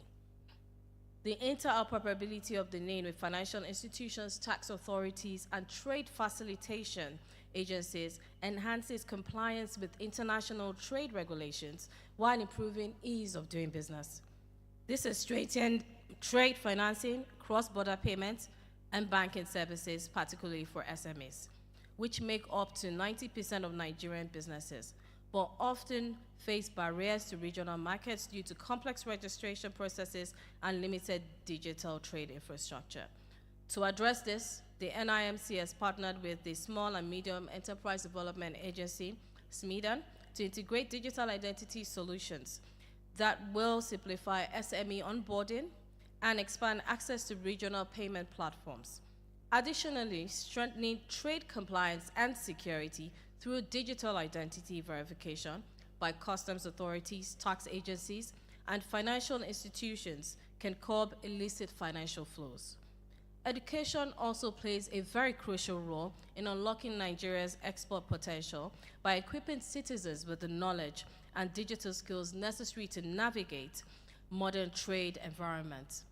The integration of the National Identification Number into the Unified Tertiary Matriculation Examination, UTME, ensures that students' records are uniquely verifiable, reducing identity fraud and streamlining access to higher education.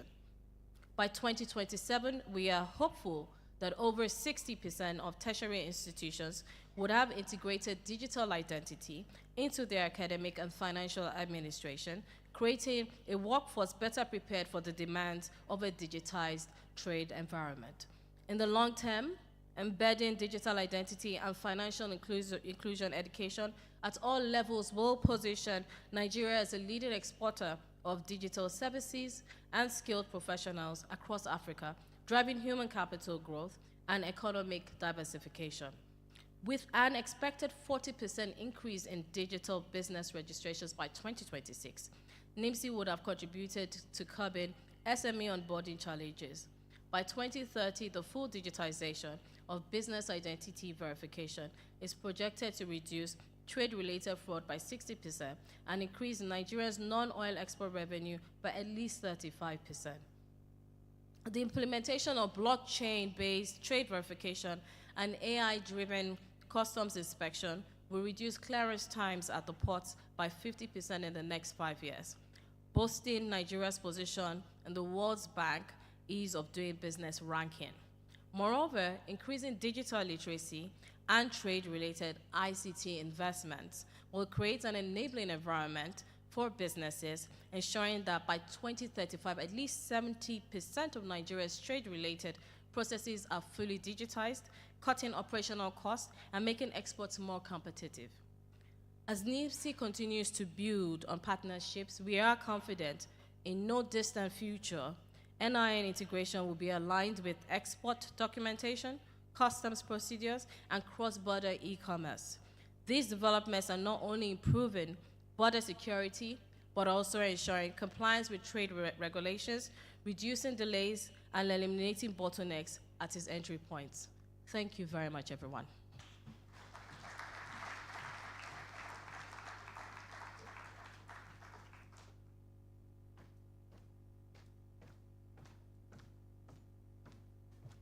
Ladies and gentlemen, I must confess that you did well by clapping, but I think that her speech and what she said and the projection, they say data is king, and she gave us data. If you agree and you believe that all that she said is possible, I'd like you to make that louder. Louder. Louder. Thank you. Thank you so much. Engineer Abisoe Koka Odushote, DG NIMC, ensuring that there is a number to every Nigerian name, and that way when aid is coming, you can always tell where it is going to. It's a very important agency, and it is what Nigeria needs at this point. Ladies and gentlemen, once again, please put your hands together for her.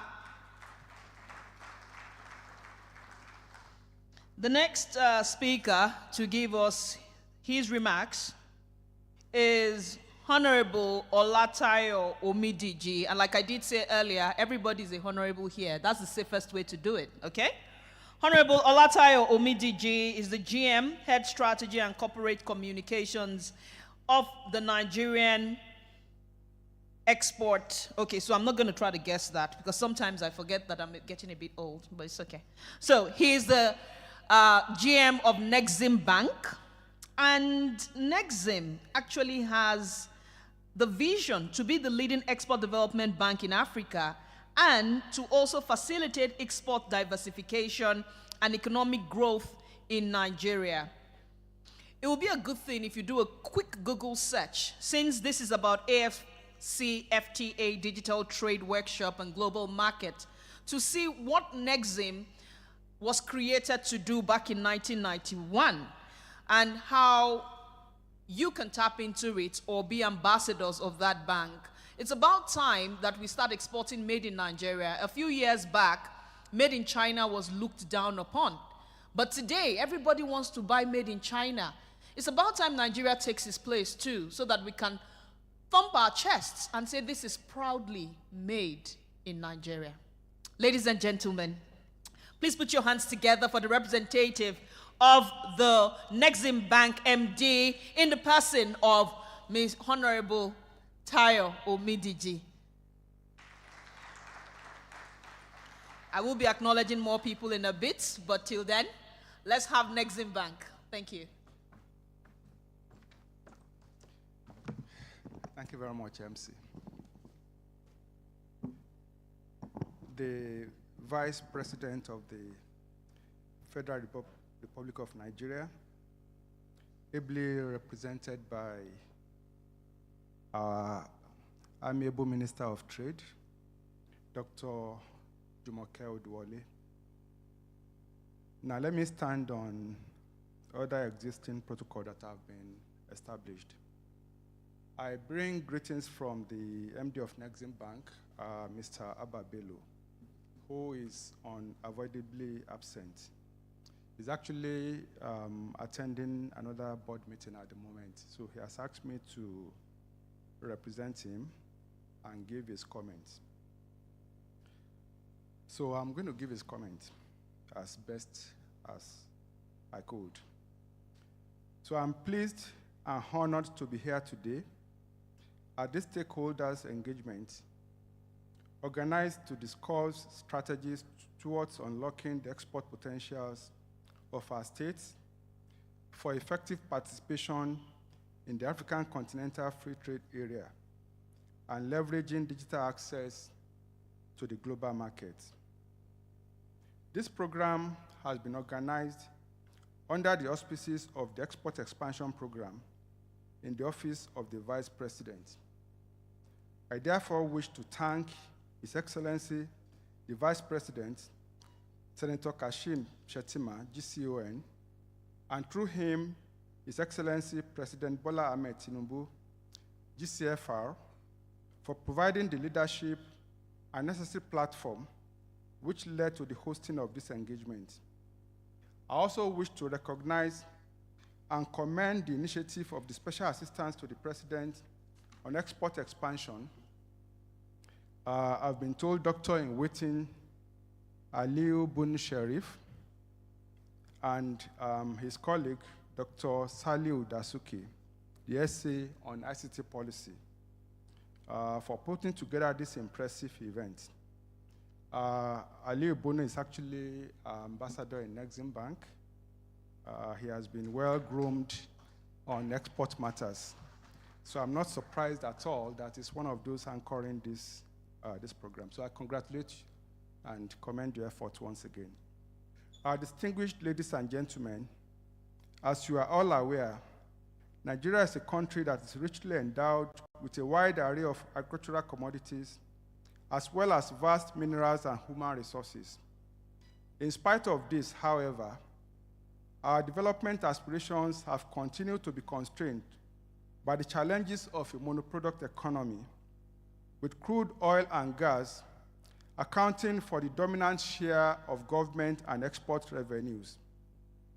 As part of efforts to address these challenges, number 7 of the 8-point agenda of President Bola Ahmed Tinubu seeks to accelerate economic diversification through industrialization, digitalization, creative arts, manufacturing, and innovation. The focus of this workshop therefore cuts through the heart of government objectives, and it is in this regard that this gathering has become very relevant. For us at the Nigerian Export-Import Bank, having recognized that every state of the Federation has at least one exportable product that can be developed for the international market, we launched the State Export Development Program and earmarked at least 1 billion per state to be provided by Nexim or under a counterpart funding arrangement with state governments.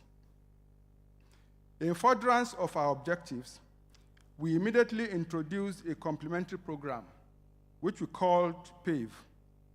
PAVE means produce, add value, and export, which is aimed at promoting regional industrialization towards catalyzing economic development, promoting jobs creation, and to maximize the benefit of trade, particularly in view of the introduction of African Continental Free Trade Area. I'm pleased to inform you that following the launch of this product, we have signed memoranda of understanding with 8 states, while we expect others to come on board. Also, in recognition of the need for capacity building and in line with the global trend towards adoption of artificial intelligence, we launched a digital platform called the Nigerian Export Academy, through which we provide free online training to our SMEs and our teaming youth on various programs, including export promotion, entrepreneurship, business management, and digital marketing, to mention a few. Through this platform, we have trained over 7,500 individuals, while arrangements are ongoing to collaborate with key faculties in major universities and business schools across the globe to introduce more training programs that will make our exporters globally competitive. We are also promoting product development and trade using the digital platform with our pilot scheme, which we coined Cocoa Connect Africa. The Cocoa Connect Africa is a new initiative by the Nigerian Export-Import Bank aimed at uniting all cocoa industry participants on a single digital platform. This platform is designed to enhance cocoa production and increase the value addition to bridge the wealth gap in the cocoa value chain between the African cocoa producers and global chocolate industry. The Cocoa Connect was launched just about a year ago and currently has over 4,200 members, made up of cocoa farmers, manufacturers, suppliers, traders, research and academic institutions, as well as development partners. The plan is to expand this initiative to other commodities. Distinguished ladies and gentlemen, as I close these short remarks, I wish to reiterate our commitment to this partnership and to call on state governments to avail themselves of the opportunity of our export development program. This, I believe, will create the necessary synergy for the rapid development of our non-oil export sector in furtherance of the economic diversification objectives of the federal government of Nigeria.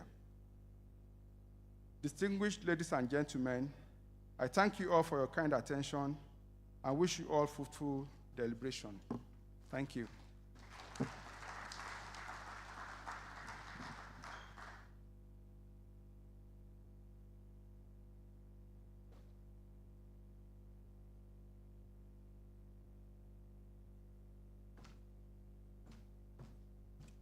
Ladies and gentlemen, please put your hands together for Honorable Omidiji, representing Exim Bank, Nigerian Export-Import Bank.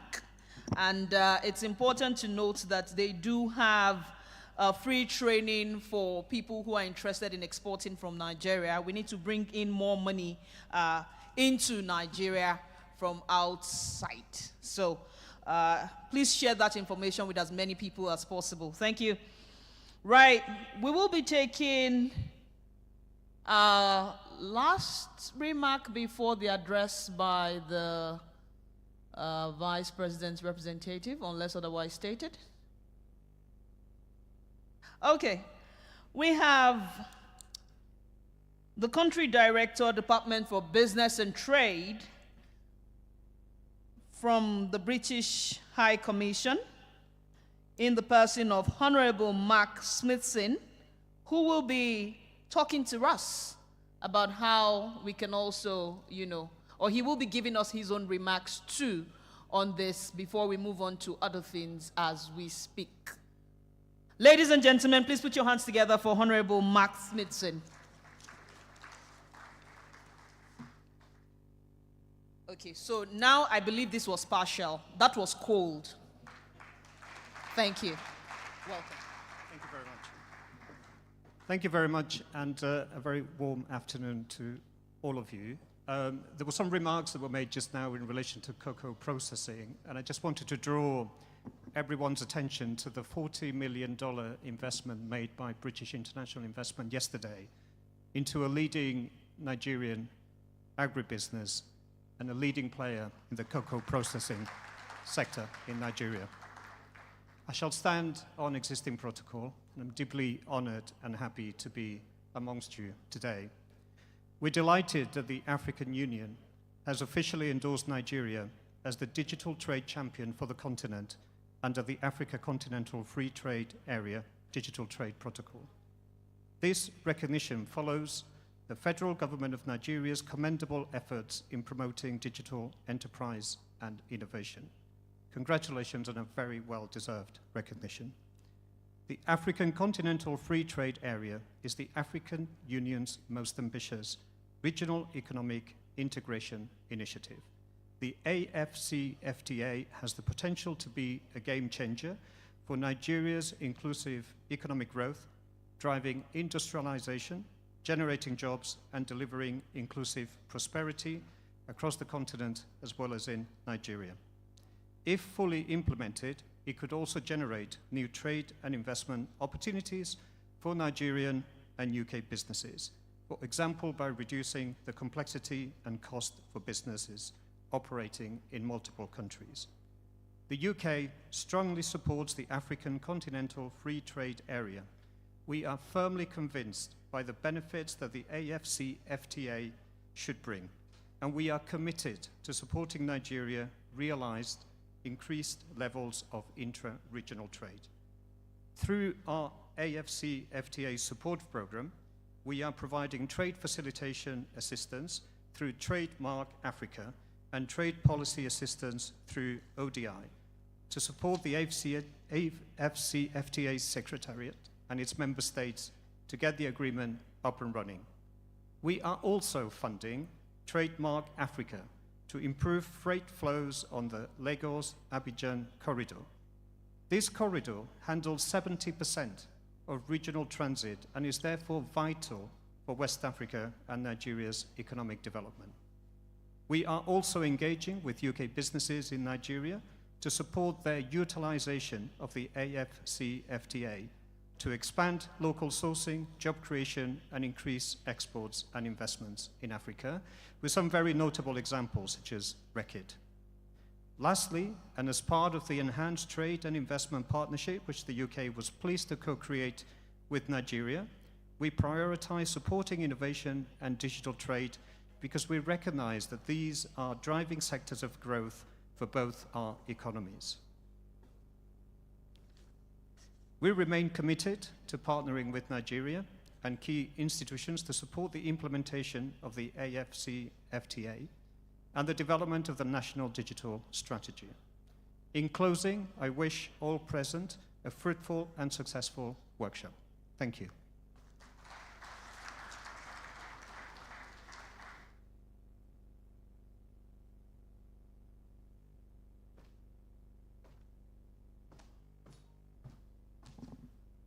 Thank you very much, Honorable Mark Smithson, Country Director.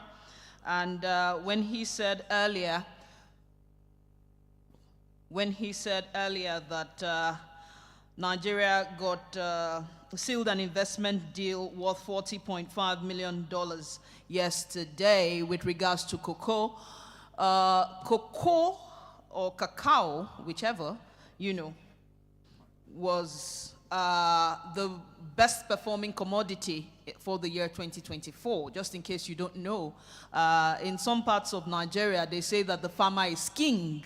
So it actually performed better than Bitcoin. So all those digital, if you still plant cocoa, you still make more money than you can with Bitcoin. So I just thought to let you know that. Congratulations on that, and we look forward to more millions coming in. Right. We now have a presentation on Nigeria digital space that's BPO, by Dr. Sand Mbakalu, AITCR. She will be telling us a bit more about that. Oh, sorry, I so apologize. I saw Sand, I thought it was Sandra. Dr. Sand Kalu, he will be telling us more about that.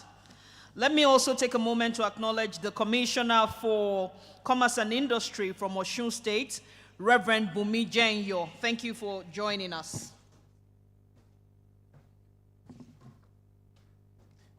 So it's San Mbakalo, Africa International Trade and Commerce Research.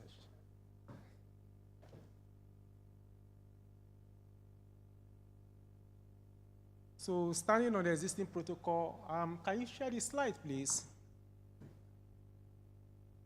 Basically, I will be making presentation on a project we've been working with the Office of the Vice President for the past 2 years. And I commend and congratulate Nigeria for the endorsement we got from the AU as digital trade champion. It will not be out of place if I reference that that endorsement was also reference to the work we've been working with the Office of the Vice President for the past 2 years, with the support of supporting investment and trade in Africa program of the FCDO with ODI. It was titled Advancing Implementation of AfCFTA Protocol on Digital Trade in Nigeria. We assessed the readiness of Nigeria to implement AfCFTA Digital Trade Protocol. And Nigeria was the first country to have carried out this assessment. And based on that assessment, a lot of recommendations were made. And as an evidence-based, ODI Global, as an evidence-based global institution that always built on recommendation with profile. And that is why we're having this second phase. The recommendation has it that we should be able to have, as a country, have a national digital trade strategy. And as the moderator has rightly pointed out earlier on, collaboration is the new word for competition. We recommend that there should be a collaboration between the private sector, the public sector, and as well as the knowledge economy, the universities. That is the only way we can be able to drive the change that we seek for. And it's important that we know that in promoting digital trade or digital payment system is key to cross-border trade. Through the report and the event that happened in July 2024, where the Vice President, His Excellency Shatima, the Vice President of the Federal Republic of Nigeria, emphasized the importance of BPO, emphasized the importance of e-commerce, emphasized the importance of cross-border digital payment system. And that gave birth to the second phase of the support from FCDO to the federal government of Nigeria through the Office of the Vice President on the BPO. What is the BPO? What is the business processing outsourcing? What are the opportunities you have when it comes to Nigeria? Realize that the BPO is key for us to meet the objective of the federal government in terms of diversifying the economy of Nigeria and creating employment, and championing women and youth when it comes to digital trade and AfCFTA. The methodology was straightforward and robust. It was based on a combination of qualitative and participatory approach that we used. We conducted a 2 digital trade roundtable, one for the BPO stakeholders, and second for e-commerce and digital trade and payment platforms. Because the truth is this, you cannot provide solution without having the stakeholders make their input to it. So we spoke to the private sector, we spoke to the public sector. And what they said is mind-blowing, and that is what has informed us coming together today. So one of the things that was established is that Nigerian BPO sector is new and is emerging and has great potential. However, it is veritable tool to diversify the economy and foreign exchange, because this model has been established in other areas. And 70% of the stakeholders agree that AfCFTA will give Nigeria that platform to expand into the African market. And 20% agreed that it will give us an opportunity to export quality services. And the benefit is key. even currently, BPO and digital economy contribute less than 1% compared to those that we compared ourselves with. For example, Egypt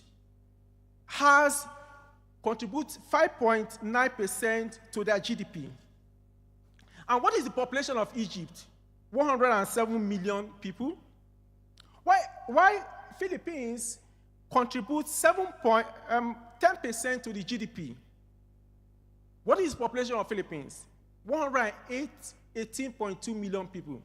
So that means that with 220 million people, Nigeria has a very, very positive advantage to be able to explore this opportunity. And when we even looked at what stands this out and which are the areas we can compare ourselves with the powerhouse of BPOs globally, we realize that we are not far different. We have 65% of Nigerian youth that are intelligent, speak fluent English compared to all these other countries. Yet, all these other countries that we compare ourselves are thriving. As a matter of fact, from our research, we realize that most Nigerians that school in Egypt work on call centers that serve Europe and Middle East. Why can't we have it in Nigeria? And we can't have it because today we are having commissioners of state participating in this workshop, which I believe is the first time you have state commissioners come down to listen. How can we contextualize and domesticate this federal policy in our state? And this is an important area. The numbers speak for itself. Annually, 47.3 billion is generated from BPO in in India. While Egypt generates $4.2 billion. As I said earlier on, Nigeria only generates 1 point. Sometimes look at the population difference. While Philippines, that started in 1990, within 10 years, Philippines have grown their BPO sector to annual revenue of $32 billion. And I believe with 220 million Nigerians, we can generate double this amount within the next 5 years. By the way, most of these BPO have cities they operate from. And it's about the public-private partnership that gives. And we provide some recommendations, which I believe, if we can take this recommendation we profile, we can be able to surpass the $1 trillion economy that His Excellency, the President, has projected that he wants to get this country to. I believe so, because if it can work in another place, the model we are projecting or proposing can work for Nigeria. I believe that we can even surpass the 5.2 billion export value that we currently have. So these are our key recommendations. The key is strategic. We must be strategic in our approach as a country, and we must be deliberate. And speaking to the state commissioners, you go back, contextualize your policy on digital trade. Focus on one area that you can grow from. Maybe a call center, build a free trade zone in collaboration with the federal government. You can achieve it. You can create employment by aligning Nigerian BPO regulation with AfCFTA standard. We don't have it now, and that's what we are putting together. We can as well create consumer trust, because Nigeria is still presently majorly a cash-based economy. But when there is trust online, when cybersecurity is addressed, it can strengthen. And as well as I'm happy that the DG of NIMS is here. We must be able to ensure that our NIMS work effectively. And we must accelerate the growth and attract international BPO firms to Nigeria. Currently, we have what we call ABUJA Technology Village. It can be replicated in other states. But in replicating it, you must have a system in place where when investment comes, it's sustained and you support it to grow. We must make AI a strong component of our work. It is enough for us to say we will, but actioning it is where the issue is, and it's important we act now. Thank you very much, and I know my colleague will take the other version of this presentation. Thank you. Thank you very much, Dr. Sand. Thank you. Many thanks to Dr. Sand. He's actually, he holds a PhD from the Nelson Mandela School of Public Governance. He's a consultant, a researcher, policy designer, and a host of others. He's previously worked with several reputable organizations such as Export Connection, United Kingdom, Knowledge Edge, and all of that. Ladies and gentlemen, please once again put your hands together for him. As a matter of fact, I was very interested in what he said about call center. I think that the Nigerian English is one of the clearest. If you've ever tried to work with people in India or maybe other countries and they're trying to speak, right, you'd have all the languages and you may not tell. So let me just quickly recognize honorable commissioners from Kogi State, Dr. Helen Aderibigbe Adeniyi, Ministry of Innovation, Science and Technology, Commissioner Commerce Industry from Kogi State, Muhammad Mukhtar Shuaibu. Thank you so much for joining us. We want to speed this up a little bit. And so let me quickly call on Dr. Prachi Agarwal, who is an expert on e-commerce, women, and youth. She's of the ODI Global, and in the last decade, she has worked extensively on empirical analysis of trade policy, digital trade, regional trade agreements, and sustainable growth to inform better policies globally. Ladies and gentlemen, please put your hands together for her.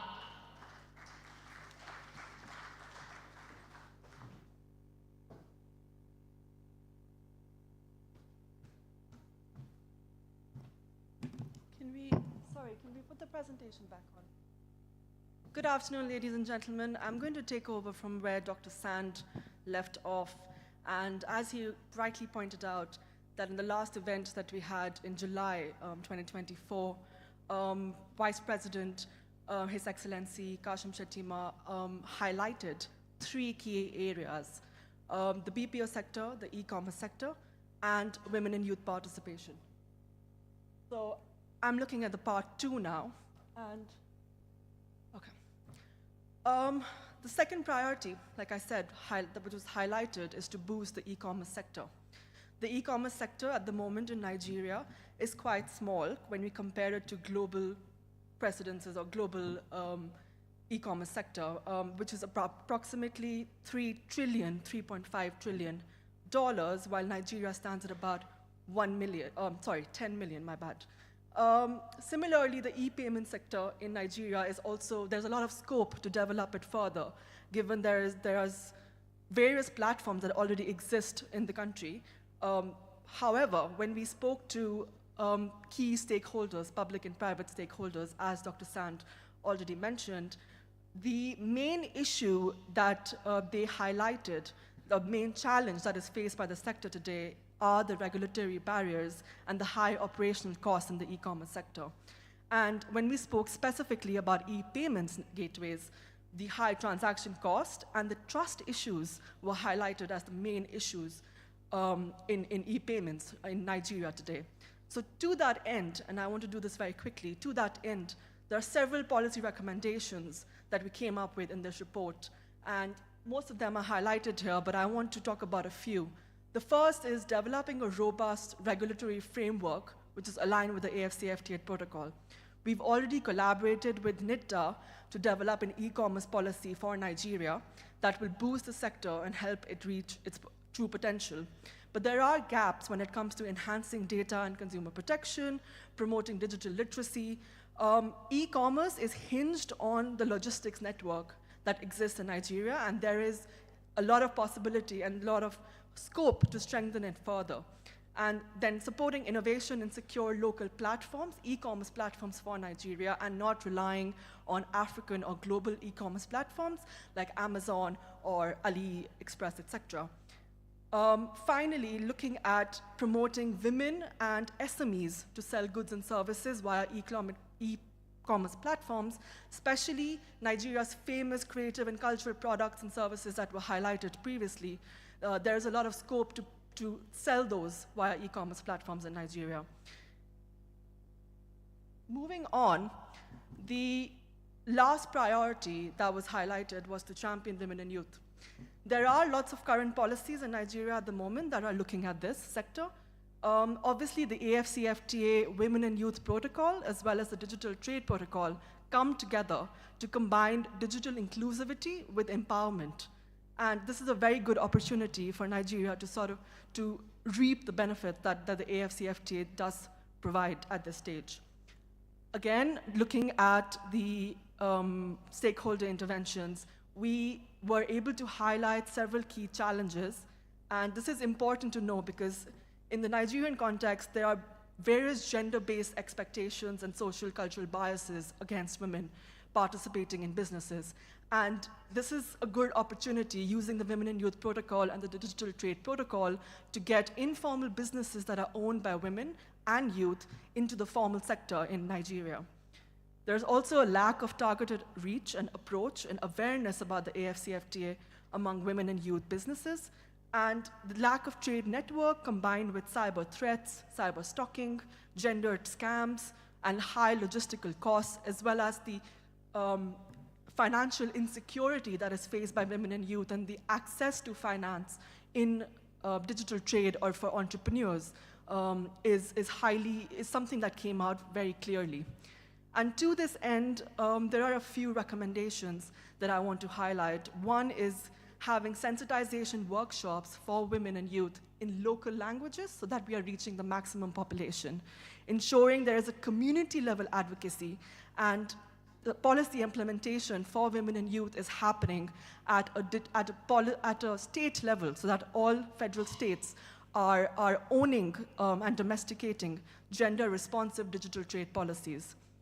Establishing a women and youth digital trade mentorship program is something that came out as a key recommendation, as well as ensuring access to inclusive finance. Women and youth face issues when it comes to getting access to finance due to lack of assets. And that is something that we need to highlight because digital trade, the backbone of that will be access to finance. And finally, ensuring gendered trade facilitation, which is through maybe establishment of cooperatives, clusters, and associations for women and youth to access the market, understanding where the demand lies in the African context and being able to connect with that. And finally, one of the key issues, as I highlighted, was logistics in e-commerce and digital trade in general. And we recommend developing a gender-friendly ECOWAS trade corridor that can help this. So not taking too much of your time anymore, I just want to say, Your Excellencies, distinguished guests, ladies and gentlemen, ODI Global, as we have already said, is a leading global affairs think tank and we are dedicated to addressing global challenges through in-depth research and evidence-based policy solutions. And we are very proud to be supporting the African Continental Free Trade Area, its implementation and negotiation with the Office of the Vice President. So further information about the presentation Dr. Sand and I just gave is available on a leaflet that is in all of your folders today. And please do visit our website to see the previous report we did in 2024 on digital trade in Nigeria. And our new report from which these recommendations and findings come from will be available in March 2025. So if you give feedback to us, there's going to be a QR code available, I think, tomorrow for those of you participating. If you give us feedback, we will be able to directly email that report to you, which should be useful to all present today. And thank you once again for your attention, and to Dr. Salihu Dasuki for his opportunity to organize this very excellent event on digital trade. And we as ODI Global hope to continue our collaboration with the Office of the Vice President of the Federal Republic of Nigeria. So hope to see most of you tomorrow as well on day 2 of this workshop, which is led by Ms. Lola from TMA, from Trademark Africa, where we can see how do we unlock state potential in digital trade by driving, as the motto for today is, driving collaboration rather than competition in Nigeria. So thank you very much once again, and good afternoon. Thank you very much. This is the leaflet she spoke about. And the moment we've been waiting for is here. It's time to hear from the Vice President of the Federal Republic of Nigeria, represented by the Honorable Minister of Trade, Industry and Investment, Dr. Jumoke Oduole, MFR. Ladies and gentlemen, please rise to your feet as the VP gives us the keynote address. Thank you. Yes, clapping is in order. Thank you. Thank you, everyone. Good afternoon. Please sit. In the interest of time, I'd like to rest on the very well adumbrated protocols set earlier today, but just to, of course, appreciate in absentia His Excellency the Vice President, who has been an avid supporter of this intervention, even while I was on his team and working with the two very astute gentlemen that have put this event together today. I'd also like to thank the Deputy Chief of Staff for his patience with us, right from OVP, in pushing this agenda and always being very supportive of this mandate. It would be remiss of me not to acknowledge and thank Her Excellency, the Deputy Governor of Kaduna State, and all the colleagues who have been here, both from the public sector and the private sector, heads of agencies, ladies and gentlemen. Allow me to be a bit partial and to thank the State Commissioners of Commerce that have turned up in large numbers today. Please stand up. They have come up. Really, the State Commissioners of Commerce, and of course the Commissioners of Technology as well. Thank you very much. Please sit. Because this is what it means to have a collaborative spirit, to come together to deliver for the Nigerian economy. So with that, I'd like to acknowledge that it's deeply a pleasure to be here today as we celebrate this historic milestone for all Nigerians and chart a new path forward in collaboration with important stakeholders from the public sector, the private sector, and development partners, particularly ODI and the AfCFTA Secretariat team and our other technical facilitators. I should also acknowledge and thank the private sector who have contributed financially to today. But I must especially commend, and permit me to be a bit partial, Dr. Salihu Dasuki and Aliu Buni Sharif. Please stand up. I'm extremely proud of them. I'm just extremely proud of them. I don't need to say more. But thank you, guys. Thank you. This excellent initiative is with a large turnout of support from the subnational level and the federal agency heads here present.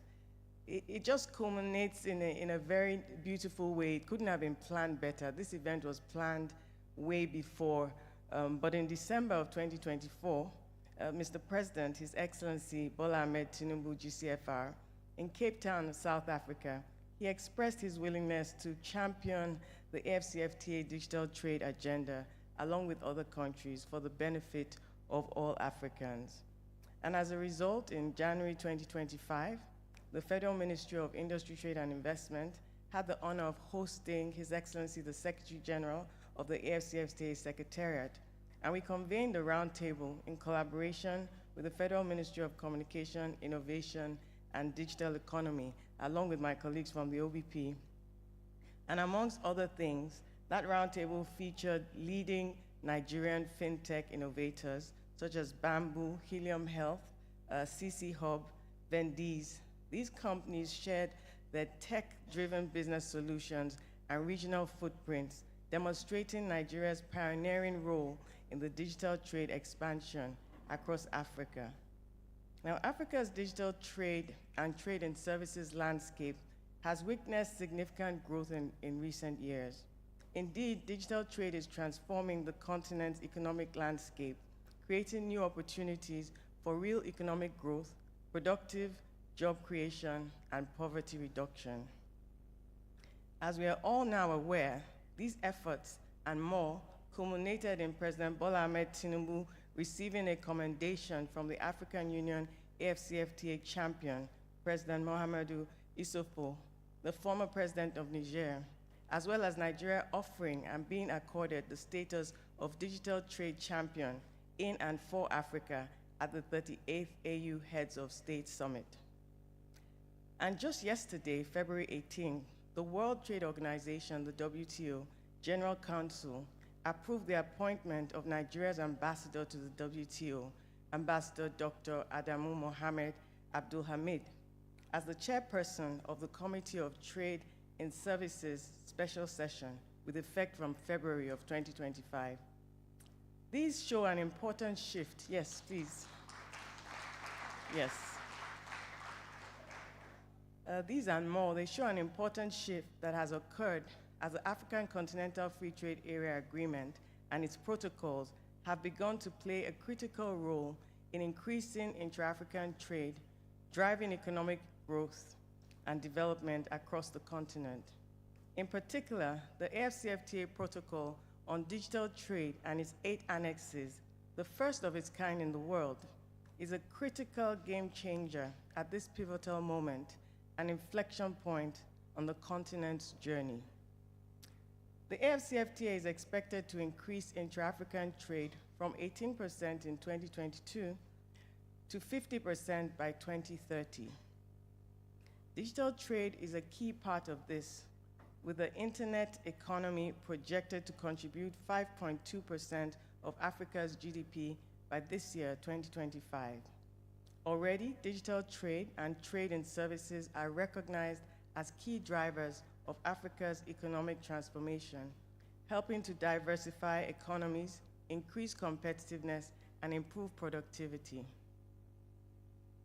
The continent's digital economy is projected to reach $180 billion by 2025, up from $115 billion in 2020, thus contributing significantly to Africa's GDP, creating new jobs, and expanding regional trade.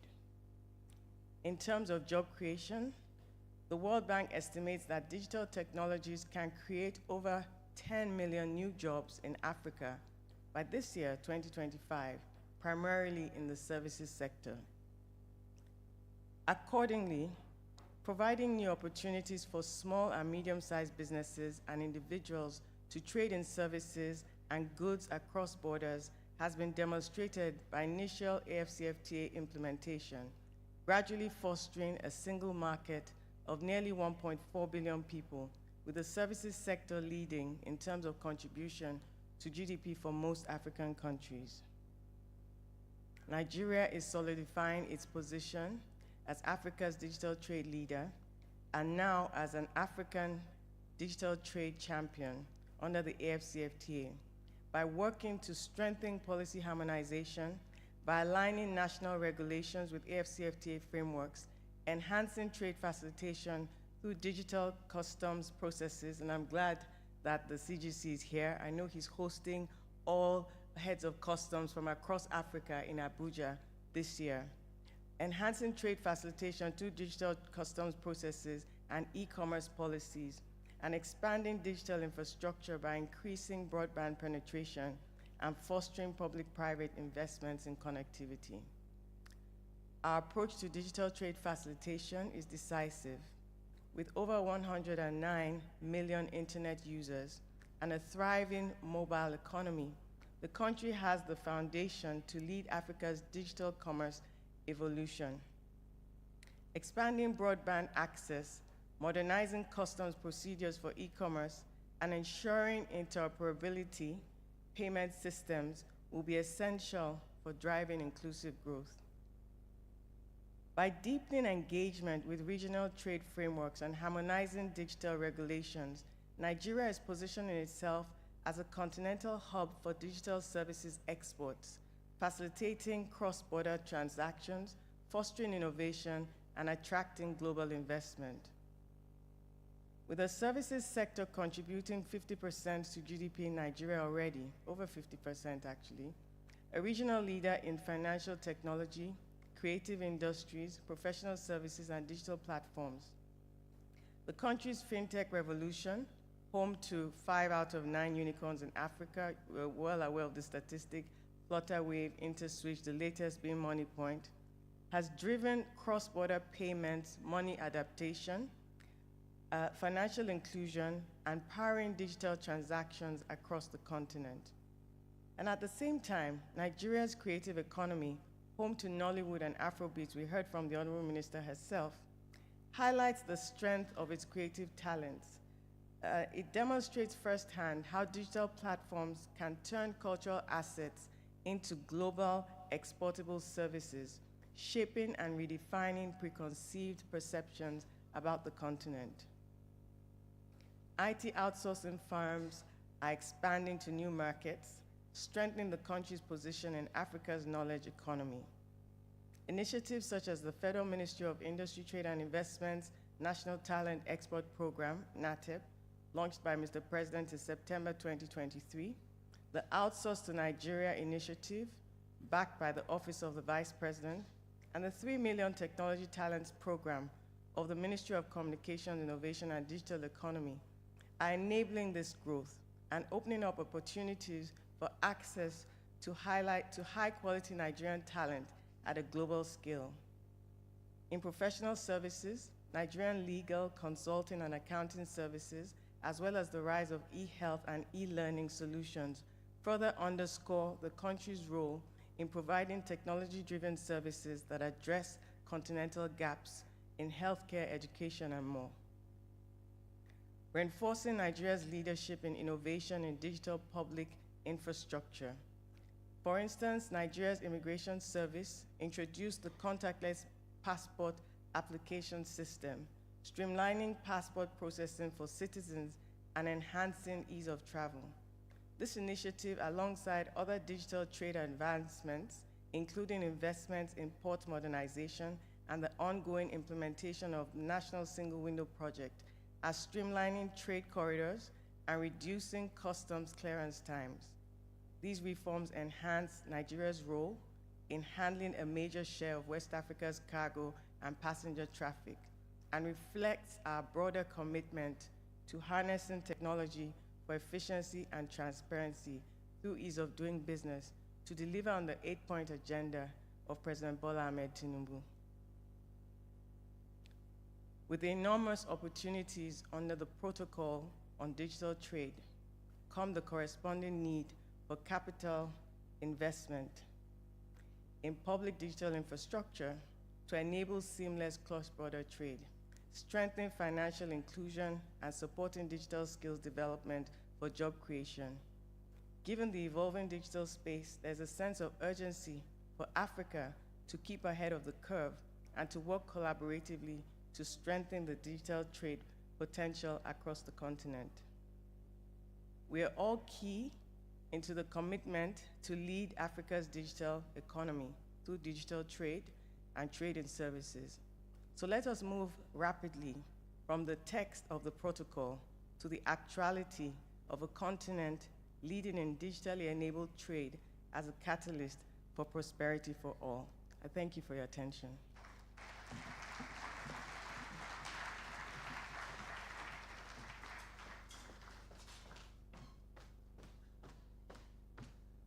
Ladies and gentlemen, please put your hands together for Dr. Jumoke Oduwole, MFR, representative of the Vice President of the Federal Republic of Nigeria. I would like to kindly ask her to come on stage with the organizers and, of course, with the members of the high table so that we can have the group photographs. Thank you.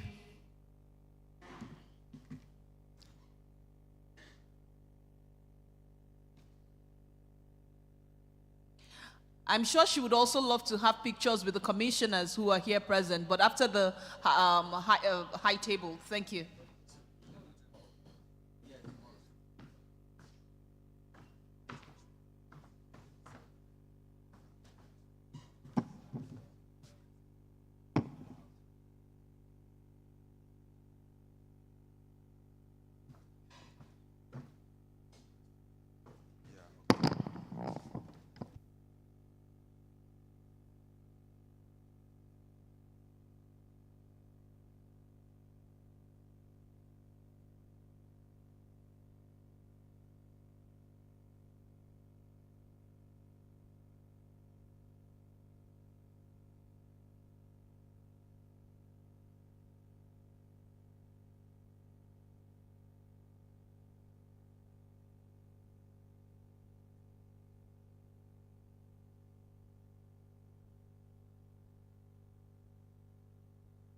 Have the commissioners join them. Representatives of the states and the commissioners, please join them. No, please, we're still taking pictures, sir. Yes, please, commissioners. No, okay, thank you.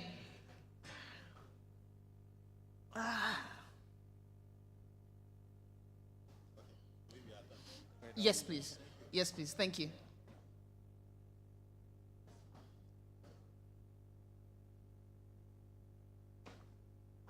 State representatives, commissioners, thank you.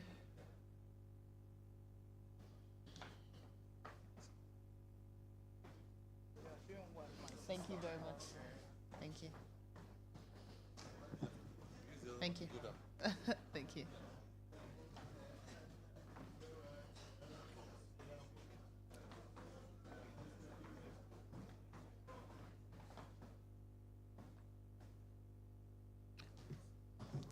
Please hold on. We're going to have, yes, we're going to have diplomatic missions and then, yes, yes, yes. It's fine. Are you done? Have you taken it? Okay.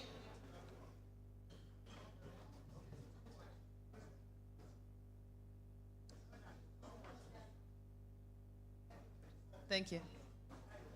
Yes, some people can stand there. Yes.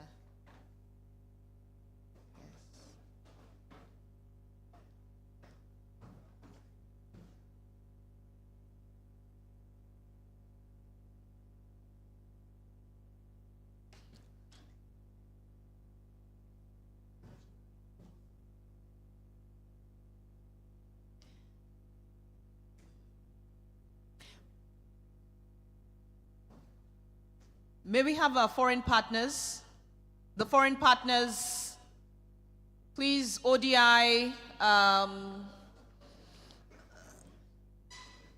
British High Commission. Thank you, commissioners. May we have that? Yes, please, thank you. ODI representatives. Women. All right, please, commissioners, kindly let us have the picture with the foreign partners. Pictures with foreign partners, please. Thank you, thank you. Pictures with foreign partners, please. Pictures with foreign partners, please. Pictures with foreign partners, please. Please, can we have the pictures with the foreign partners? Pictures with foreign partners, members of High Table, please. Thank you. Foreign partners, members of the High Table. Foreign partners, members of the High Table. And it's a good time after that. Pictures, please. Are you done? Photogs, are you done?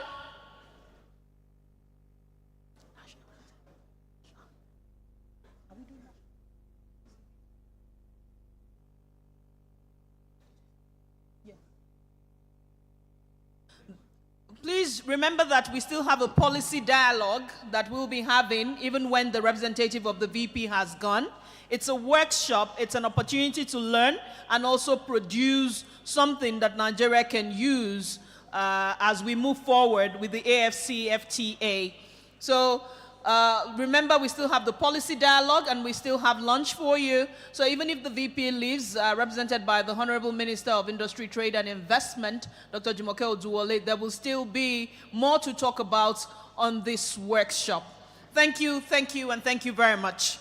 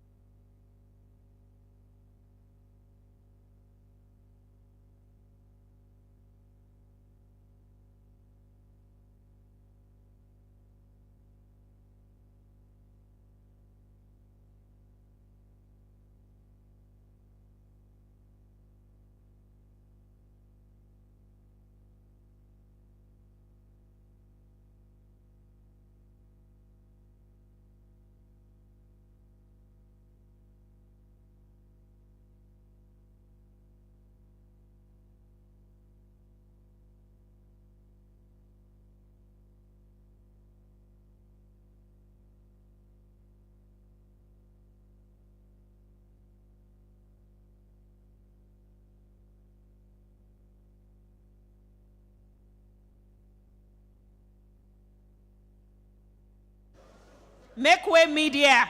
Please put your hands together for them. They're the ones ensuring that you hear my voice. Make Way Media, big shout out to you. Looking forward to working with you again, but it's not over yet. Ladies and gentlemen, it's time to settle down for the policy session, the policy dialogue. May I crave your indulgence to kindly take your seats? Thank you. Make Way Media, give us a little music. 5 minutes, everybody is settled, and we continue. Because we still have lunch served. Thank you.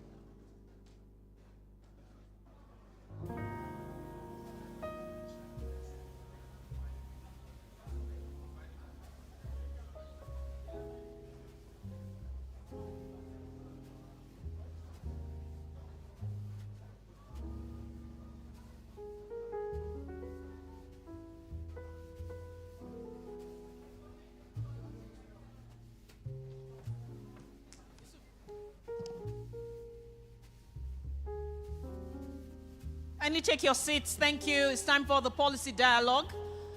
Yes. Commissioners, please wait behind. There's still a lot to talk about. There's still a lot to take home. It's a workshop, so it's like a learning session. We will be calling on the dignitaries and the policy researchers and... Okay. May I call on the representative of ODI? The panel will be about unlocking states' export potential. Commissioners, you are very welcome, and it's time to have that discussion on how you can unlock the potentials of your different states. Nigeria is a potpourri of different states with 774 local councils. If we are able to get one product to export per local government, the amount of money that will come in will be mind-blowing. And so let me use this opportunity to ask the commissioners who are here representing their states to kindly take a seat, because we will be discussing unlocking state export potential. AfCFTA, Digital Workshop, and Global Markets.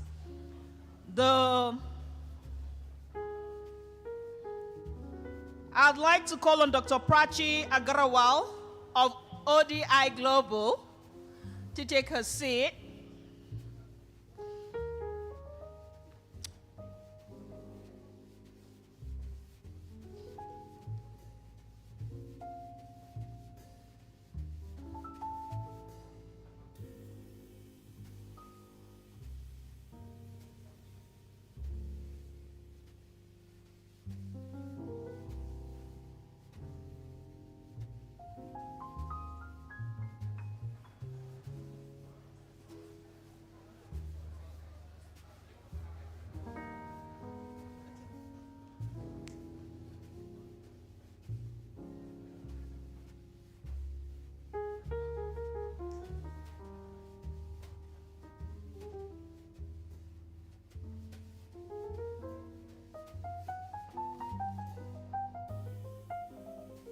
Right, it's time for us to have the policy dialogue.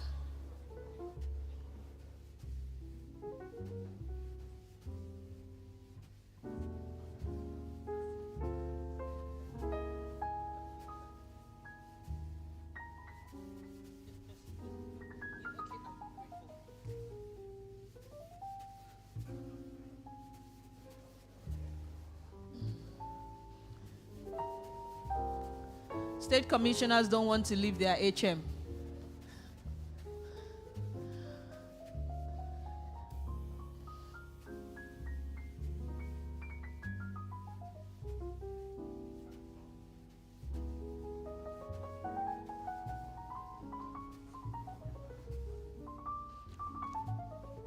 Dr. Dasuki.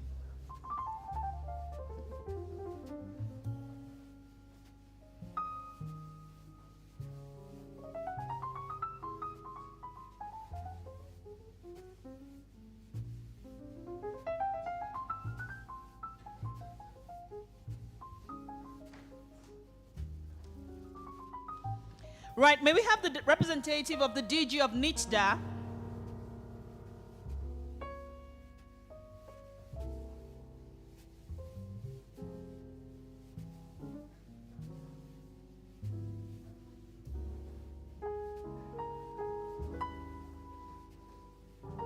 Representative of the DG of NITDA, Engineer Yao, Director Digital Economy. Kindly make your way to the high table. The commissioners from the states are looking forward to how to unlock state export potentials, and they cannot wait to hear from you.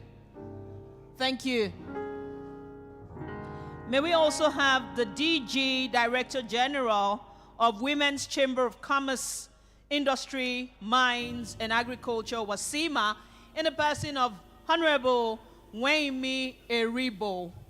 Honorable Waimi Eribo. Honorable Waimi Eribo. Is she with us? Oh, fantastic. Thank you. Please put your hands together for her. Thank you.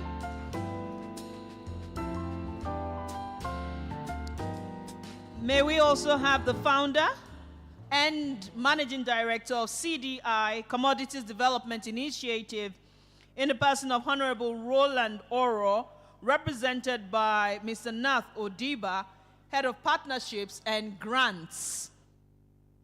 Okay, Head of Partnerships, Grants, and Events. All right, please put your hands together for him. When you hear grants, put your hands together. Grants. Thank you. And the sponsors.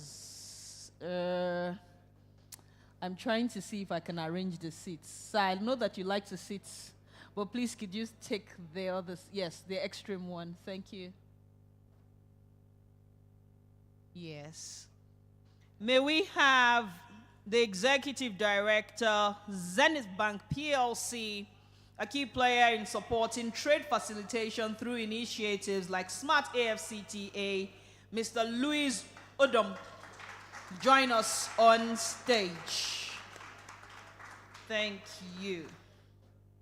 And so, may I kindly invite everyone who is outside to come in? It's a workshop, and we hope that at the end of the day, you will take home something very important for your community, for your states, and at the end of the day, it will be worthy for Nigeria. Please come in. Please come in. Thank you. We're kickstarting this in 2 minutes. So if you have your pen and paper, get ready. You see, there's something about Lagos State. Some states are still outside, but Lagos is sitting down patiently and ready to learn. Lagos, give other space, give other states some time to catch up now. Eh? All right. We're about to kickstart this policy dialogue session. If you are a commissioner, kindly move forward. We'll be glad you do. And you may also close the gaps in the seats, right? If you're a commissioner from your state, kindly move forward. This is about you. It's about unlocking state potential of the AfCFTA digital workshop and global markets. Yes. Thank you. Waiting for you to settle down so that we can kickstart this.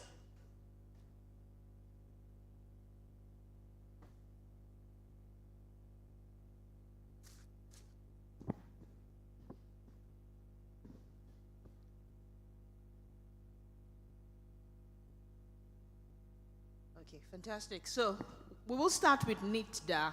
Engineer Yao is the Director of Digital Economy. It's a Deputy Director. Deputy Director of Digital Economy. Yeah. It's a pleasure to have you here. Thank you. And of course, every other person on the panel. Let's start with NITDA.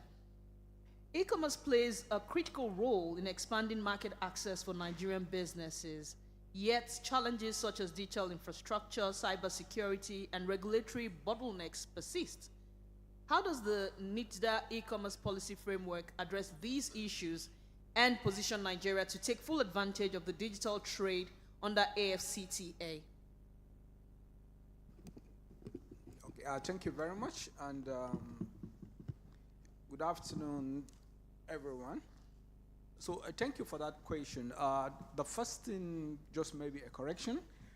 NITDA, that's under the Federal Ministry of Innovation, Communication, Innovation, and Digital Economy, and the Federal Ministry of Trade, Investment.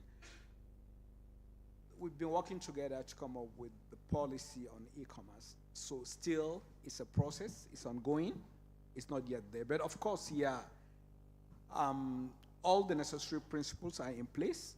We're waiting for this to be approved. But notwithstanding, we're taking all necessary measures and steps to ensure that e-commerce takes the real role it's supposed to take within the Nigerian economy. And of course, with the advent of digital trade, especially under the AfCFTA, also bringing another perspective and a broader umbrella, because now digital trade supersedes e-commerce, so we see e-commerce under that.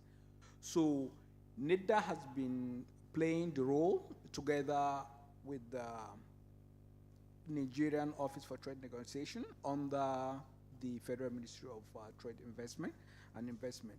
So we've been working on the negotiations with the AfCFTA office. We attended the meetings right from the initiation of the protocol through the process of the negotiation on the annexes and so on. Okay. So pushing Nigerians' agenda, pushing what we feel would be favorable for this nation. What will be favorable to the states from NITDA? What is NITDA doing for the states, and how can they key into the initiatives of NITDA for states here present? Yes, okay, so part of even in the policy we're working on, yes, the state are the focus.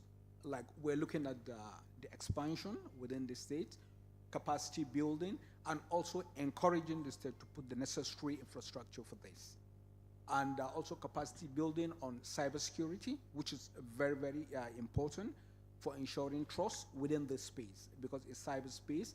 If there is no cybersecurity, of course, the trust will be less, and then patronization of this, the trade under e-commerce will be less. So we are working on that. So also we've been having policy dialogues and also promoting all those things with the states. We've been having our zonal offices, meeting with different states, stakeholders. Some of the states we know they have their own office for ICT promotion and so on. So we've been working with them. Okay, fantastic. To promote this year. All right, thank you very much, Engineer Yao, Deputy Director, Digital Economy, NITDA. They say no women, no nation. Or no woman, no nation. Women-led businesses are a vital part of Nigeria's trade ecosystem, yet they often face unique challenges, especially in accessing finance, export markets, and digital trade opportunities. Under AfCFTA, how can WASIMA support women entrepreneurs in leveraging e-commerce, digital trade, business process outsourcing, digital trade platforms to expand their market reach, and of course enhance their competitiveness? Thank you for that question. I think I'll just go straight to, since we're talking to states, I'll just go straight to a particular initiative that we're about to work on, that I'll be really excited to work with the states at state level to get this done. This is the first time I'm actually going to say this, but we've recently just received approval from the Investment Climate Reform Facility, which is a consortium of the EU, GIZ, and British Council, on enhancing digital trade and e-commerce for women in Nigeria. And what this technical assistance is going to do is a couple of things. The first one is a nationwide survey, which really just speaks to where we are as a nation in terms of women's adoption and use of digital trade and e-commerce. We want to know the states where women are engaging with. We want to know the platforms women are engaging with. We want to know the level of penetration across the different states. We want to know what the issues are, what the barriers are, what the support systems are across the different states that are available. From that, there's going to be a training and capacity building opportunity for women across the different states, where we're going to be working with DTC, which is one of the Digital Transformation Center under the GIZ, to provide capacity building for women to be able to get onto digital platforms and use e-commerce facilities that are available. The other part of that is also working with them to build a digital collaboration strategy, a partnership strategy across the entire country, across relevant stakeholders that ensure that women are able to take advantage of the e-commerce platform and the digital trade. That's one thing, but what we're also seeing is this has become extremely important, because when it comes to the AfCFTA, the Women's Chamber of Commerce is championing women's participation.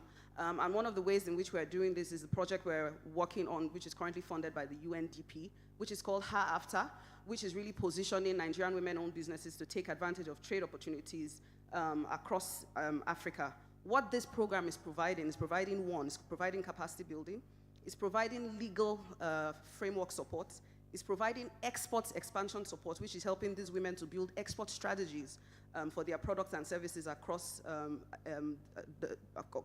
Africa, and also providing access to finance, because trade finance is also a problem.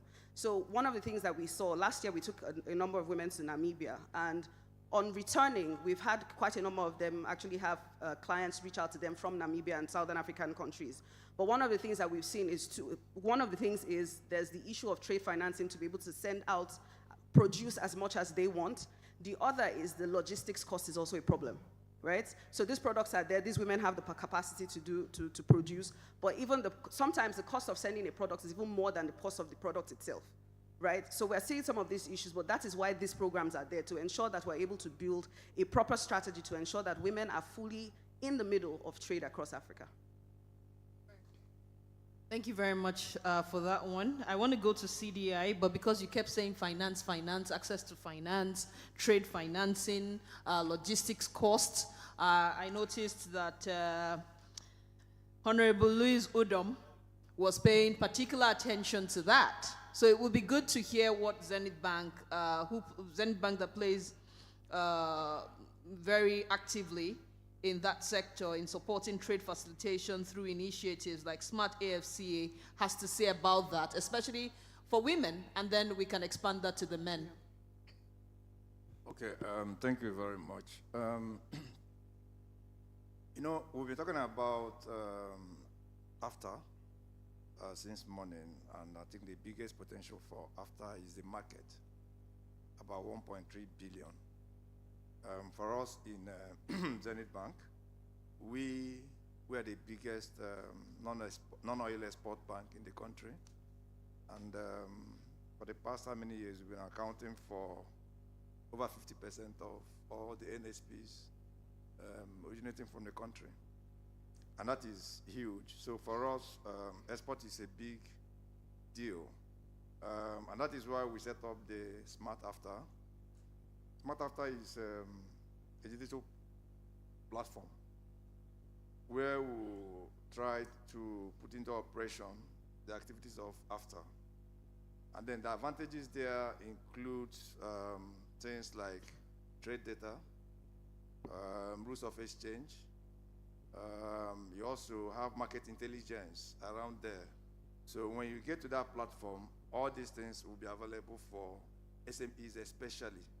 And when we talk about SMEs, we do not differentiate between men and women. But for us in Zenith Bank also, we have special products for women. And we've tried to make it easy for them. One of the advantages is that you get single-digit interest rate. Of course, if you know that the interest rate regime is about is heading towards steady now. So if you get a bank that will give you single interest, that's a huge incentive. Now, the advantages you have by coming to Smart AfTA is that you have the opportunity of having good records of what is going on. You see visibility. There are also options and opportunities of funding there. And then you have a secured platform where you're sure of having the information right, your data is correct, and the information you're getting from the platform is also very correct. So we have all of this ready for all our SMEs, and we have special product like I mentioned to you for our women. Thank you very much. Thank you very much for that one. Maybe it would be a good idea to drop the address of Smart AfTA.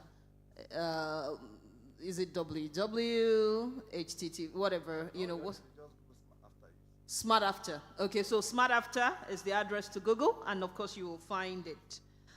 We go now to Commodities Development Initiative, a very important aspect of this entire AfCFTA arrangement, especially because they are committed to driving export-led growth, and particularly in commodity trading. And you would recall that I think the current president said something about commodity exchange while running for president, and I'm sure that's in place now. However, the private sector is essential in driving export-led growth, particularly in commodity trading. What role do private export consultancy firms like CDI play in identifying and capitalizing on cross-border opportunities for Nigerian businesses? Thank you very much. First of all, I'd like to thank the distinguished ladies and gentlemen who are here today. And I also like to thank the panelists who are also here. Okay, so Commodities Development Initiative, CDI short form, is a project manager. Is also, just give a little background so you understand how the role of CDI is critical in expanding trade, exports especially. So we facilitate trade. There are 4 major activities that CDI does. First of all is market expansion or market development that we've done very well in the past 10 years, over the past 10 years now. Another thing CDI does is investment facilitation. Also, we do supply chain development. If you look at the state level, if you take a look at the budget for the state level, especially for 2025, you discover that the agricultural sector is really not properly funded. Now, what CDI does is to facilitate investment to those sectors. So by facilitating investments, we work with partners like governments, MDAs, ministries, departments, and agencies. We work with development partners. We work with organized private sectors to develop the local economies. So how we do that is we go outside. For example, we have what we call Made in Nigeria for exports, Made in Nigeria for exports, where each state would identify which products they have comparative advantage over. Now, the essence of this Made in Nigeria for export, an initiative by Commodities Development, is to expand trade from each of these states, focusing on the commodities that they have comparative advantage over, to expand that product from its baseline to up to by 15%. The aim is to also contribute to the $1 trillion GDP target set by the current administration.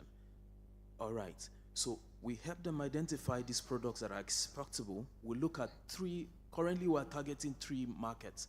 We're looking at the EU market, we're looking at the MENA, or if you want, Asian market. We're also looking at some regional African markets that Nigeria can easily export products to. So we work in partnership with the state government. We work in partnership with private sectors within each of the states and the local governments to identify which products, which commodities that they have strong advantage over, and then we help them to develop the supply chains, and then make these products cost effective, or production more cost effective, so that these states can be very competitive. I can give a practical example. It has been in the news. I don't know if any one of you has has read that.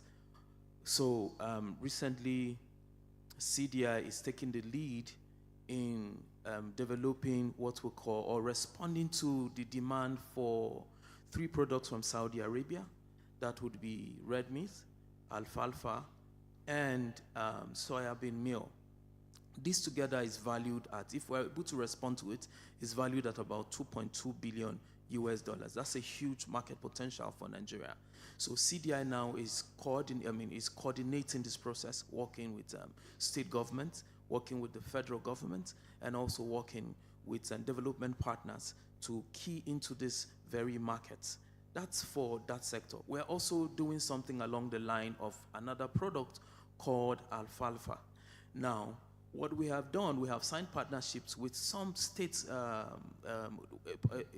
group known as the Nigerian Feed and Fodder Multi-Stakeholder Platform. It's a platform funded by AU-IBA to also tap into the export potential that Nigeria has in the pasture value chain. So these are some of the things CDI is doing actually to expand trade in Right. Thank you very much for that. For state commissioners who are here present and they're looking towards working with CDI at some point or the other to be able to access some of these initiatives, maybe work in partnership with you, how then do they access you? Is there a website or something? Yes, there's a website. I would also be happy to give my card or my number to as many states that are present here. So the website is www.cdi.org.ng. cdr.org.ng. cdi.org.ng. If you don't mind, I would like to also add that there are 4 things. I mean, if you look at the state itself, you will notice that it's clear that each state needs foreign direct investment. We need domestic direct investment. But what's the level of the private sector participation at the state level?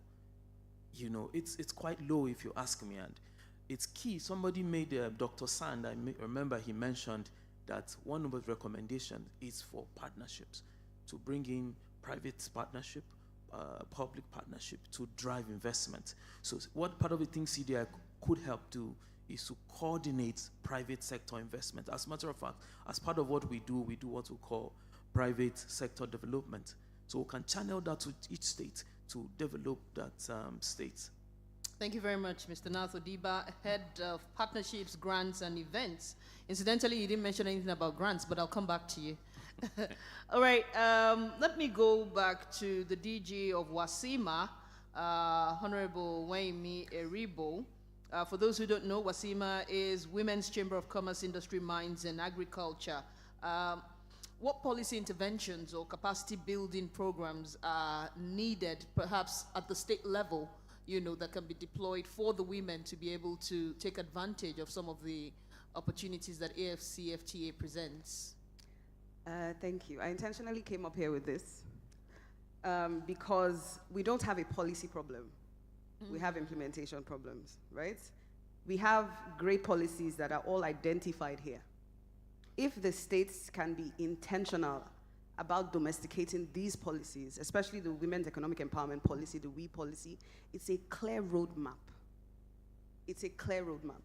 If the states can be intentional about domesticating these policies and ensuring that all of the different aspects of these policies are carried out the way that it should be, of course, I will really just leverage on what he said across partnerships, because nobody can do it alone, right? The government, the private sector, development partners, everybody has a role to play. But if we all can come together and work across the different states to domesticate these policies, we're not going to have any problem when it comes to women and youths even engaging in the AfTA. One of the things that we're doing at WASIMA is we've recently launched a program called the NATEX, which is the National Trade and Exchange Program, which is what we're trying to do with that program is to map across all the states, across local governments, the products that women are involved in.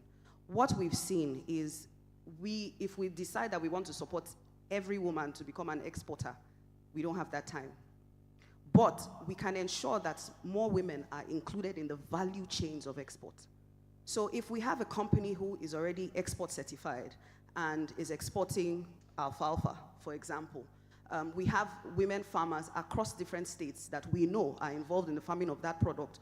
What we can do as WASIMA is, because we have identified them, we then aggregate them to become part of the value chain of that company that is exporting.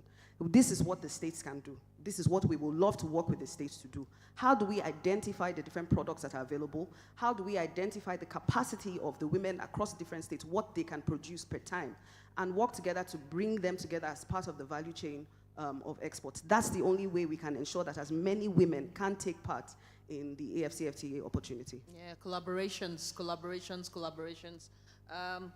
Well, let me go to the representative of the DG of NITDA here, Engineer Yao, Deputy Director, Detail Economy.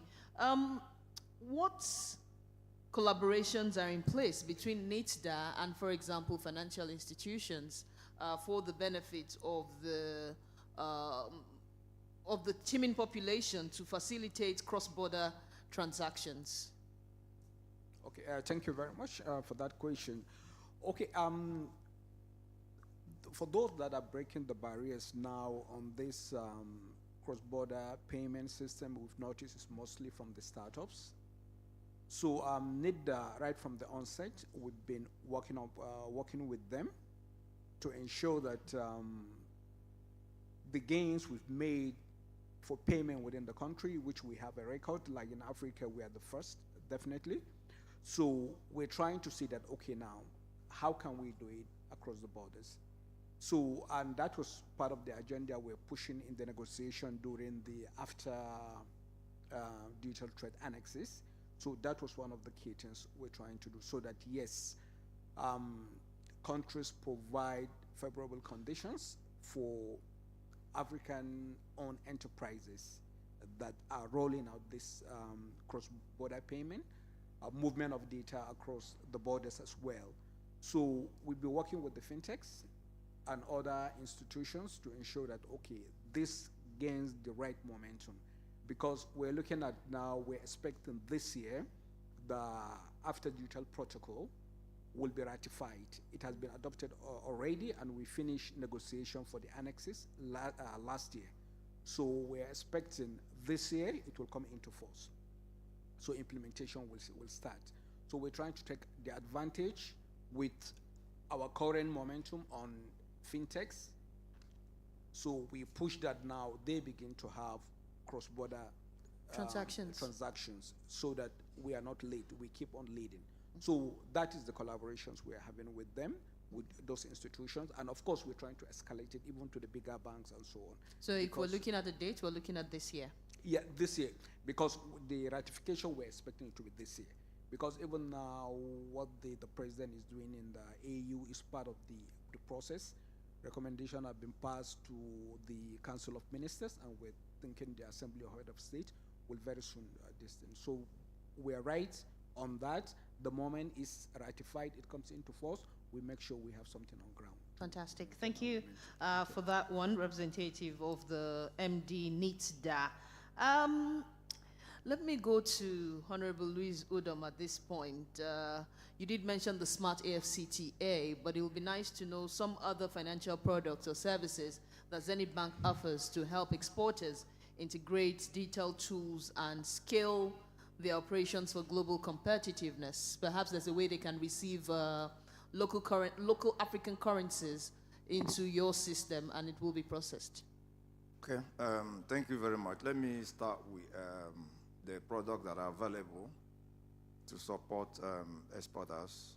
Like I mentioned earlier, we are heavily invested in non-oil export.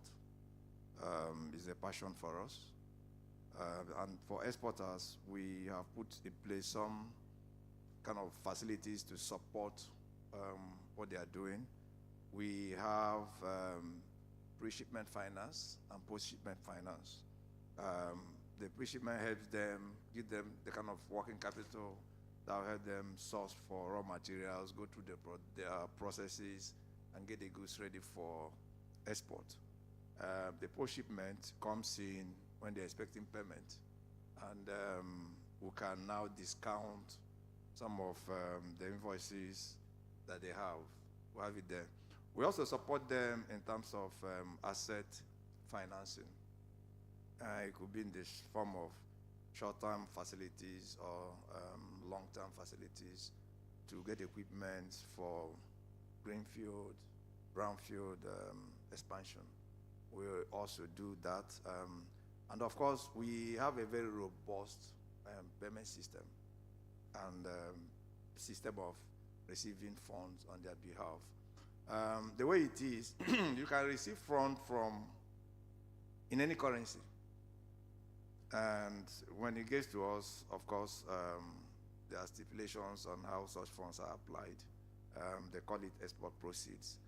There are regulations for that. So in any currency you receive that, we'll also convert it for you to Naira. So it is a very robust system, and there's no better time, truly, to get involved in export than now. So I would encourage the exporters here to approach us and we also have programs like Zero to Hero. We put them through. We take them through the whole value chain, the processes, the trainings that will take them from, even for those that do not participate in this, we take them through that up to the point of export and repatriation. So we have a very strong desk that handles that. Thank you. Thank you very much for that, Mr. Louise Udom, Executive Director, Zenith Bank. A very robust desk for that, so it would be a good idea to actually get more information from him, even as we wrap up the panel. But before we go, let me find out from CDI, represented by Honorable Nath Odiba. Given the evolving AfCFTA landscape, what key strategies should Nigerian exporters adopt to gain a competitive edge in the international markets? All right, thank you very much.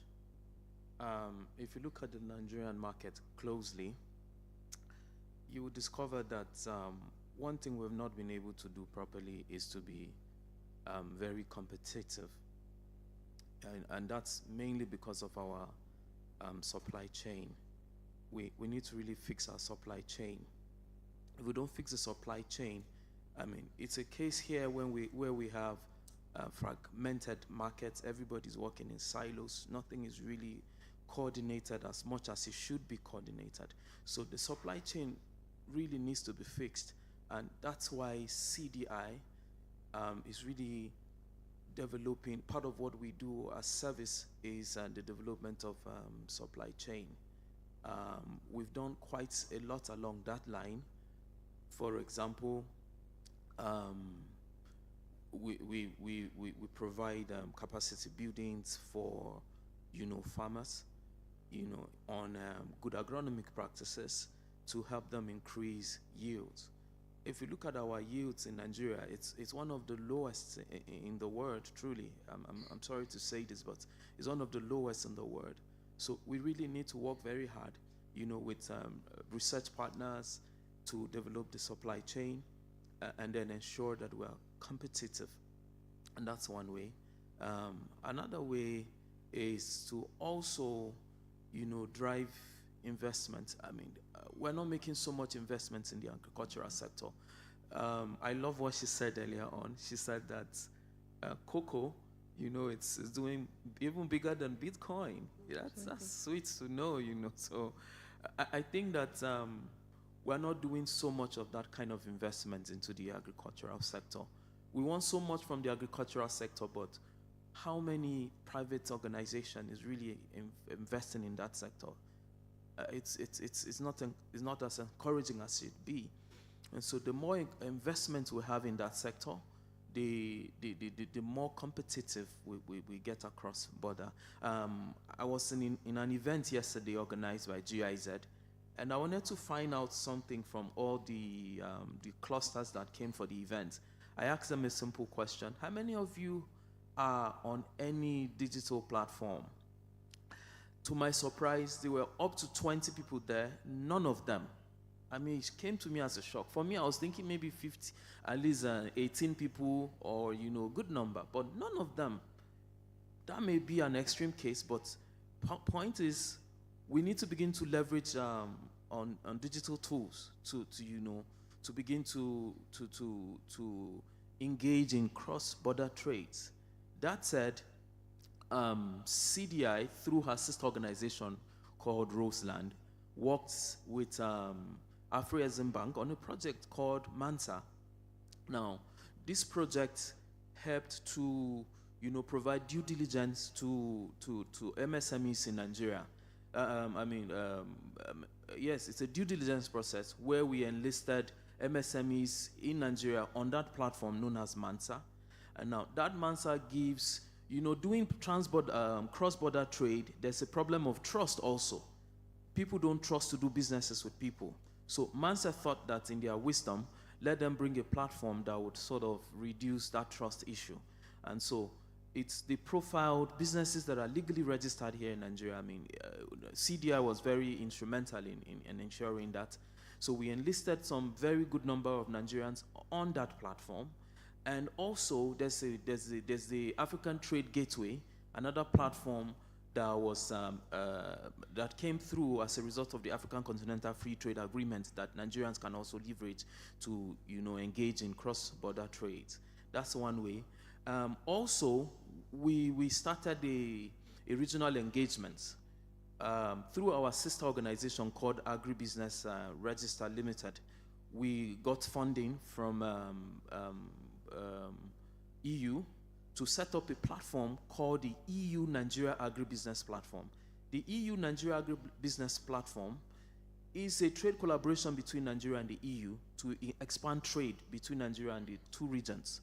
Now, this is a model that I think we can replicate for other regions. Now, we're currently enlisting more people on that platform to give them access to ready markets in the EU. The aim is just to expand trade between Nigeria and the EU from the baseline to the tune of 1.3 billion euros, I beg your pardon. So these are some of the things I think we can also do to, increase our participation in cross-border trade. Thank you very much for that, Honorable Nath Odiba of CDI. It's almost time for us to say thank you for listening, but before that, I'm sure that all the members of the panel have one or two things to say as parting shots to the participants, especially the commissioners who are here seated, so that they have something to take away to deploy to their various states. I'd like to start with Engineer Yao, who's representing the MD of NICDA here. Okay, thank you very much. Okay, one thing, of course, like he mentioned, exploiting digital platforms really will make work efficient and will provide new opportunities, especially when we are looking at the digital trade on the AfCFTA. Is coming, so definitely is something that is going to happen mostly in the digital space. So we encourage people. NIDA also can provide support in that line, both on capacity building, and already we have digital platform for agriculture, which we call the National Adapted Village for Smart Agriculture, where we've gone to many states. We're encouraging people to even explore smart agriculture and so on, sustainable and so on. So we are really encouraging this, and NIDA is always there to provide support, capacity building, and any collaboration within this digital space. Thank you very much, Engineer Yao of NICDA, for that one. Honorable Louis Odom of Zenith Bank, your part in short. Okay, the word I want to leave for the participant is this word collaboration. Let us, they are all coming from different parts of the country, different states, have a lot of SMEs all locked away there, exporters. So they need to create a platform to let them collaborate and also to take advantage of the digital platforms available to ensure that they harness all the gains and push forward what we want to achieve. Thank you. Thank you very much, Honorable Louis Odom of Zenith Bank. Collaboration, collaboration, collaboration. Let the conversation not finish here. Let's have a place that brings everybody who has at least heard from this together. And of course, the DG Wasima, Honorable Wayne Eribo, I'd like to have your parting shots for the participants and stakeholders. Okay, thank you. I think for me, it's just being intentional about ensuring that women are integrated into whatever strategies are being developed at state level. It's not sentiment anymore, it's economic strategy to involve women in every part of the economy. If you ignore women, you're literally ignoring more than half of that economy, and it's not smart sense, it's not business sense for anybody to do that. So my appeal really is to look at women as a pillar when you're developing your strategies, when you're developing your roadmaps to implementation of anything, whether it's digital space or even the export space, the commerce space, the industry space, whatever it is. But look at women as a pillar and ensure that whatever you're doing is women sensitive in the implementation of all of these policies or in the implementation of all of the plans that we need to ensure that we're developing at state level. We cannot continue to ignore, we cannot continue to, and one of the things that I'd really like to say is we cannot treat women as a side. It has to be integrated into the proper strategy. It's not a women's thing, it's a Nigeria's thing, it's a state thing. Because one of the things that we continue to see is when there's a strategy that's developed, then there's a women's strategy that's being developed. We must mainstream women, we must mainstream women's issues into the general issues and into the general strategies that are being developed in terms of our economy. Thank you very much, Honorable Wayne Eribo, DG, Women's Chamber of Commerce, Industry, Mines, and Agriculture, Wasima. And to wrap it up for us on this panel, I'd like to call on Mr. Nath Odiba to give us his part in short. All right, thank you very much. The agricultural sector is not properly funded That's the truth. And now, my thought would be that there will be need for more private sector participation. There will be need for us to be deliberate through economic ties to bring in more FDIs, foreign direct investment, and then also stimulate domestic direct investment in Nigeria. That's my parting thoughts here. Thank you very much. Ladies and gentlemen, if you believe that this was worth your time, kindly put your hands together for members of the panel. Thank you. Can we have some pictures? And then we'll also like to have the honorable commissioners join us for pictures and the international partners too. Thank you.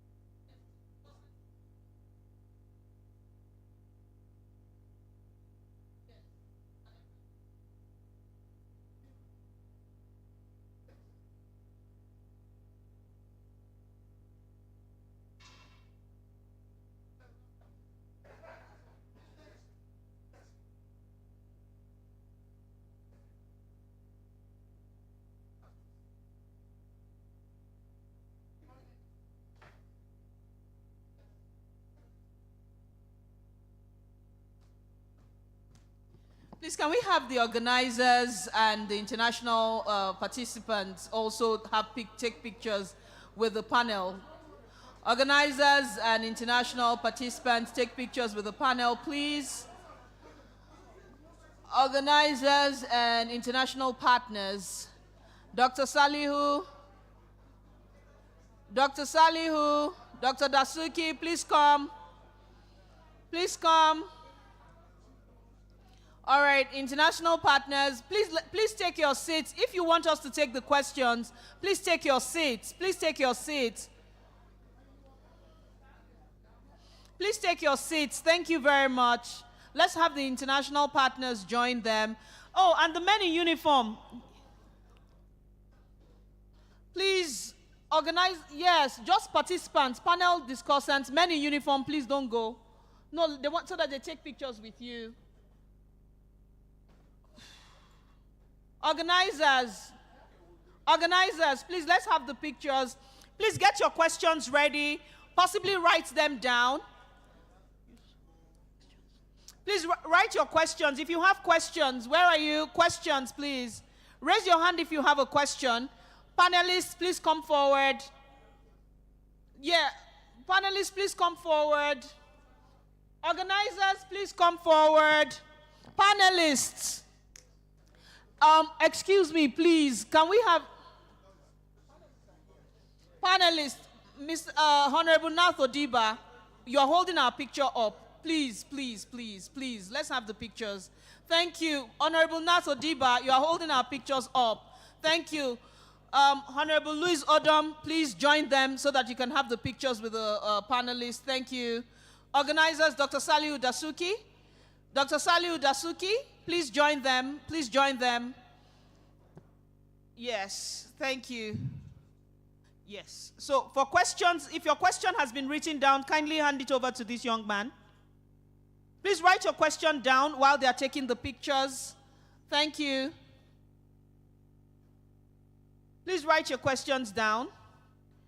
If you have a question, can I see your hand up? Okay, you don't want to write. Okay, just hold on. 1, 2, who else? 3.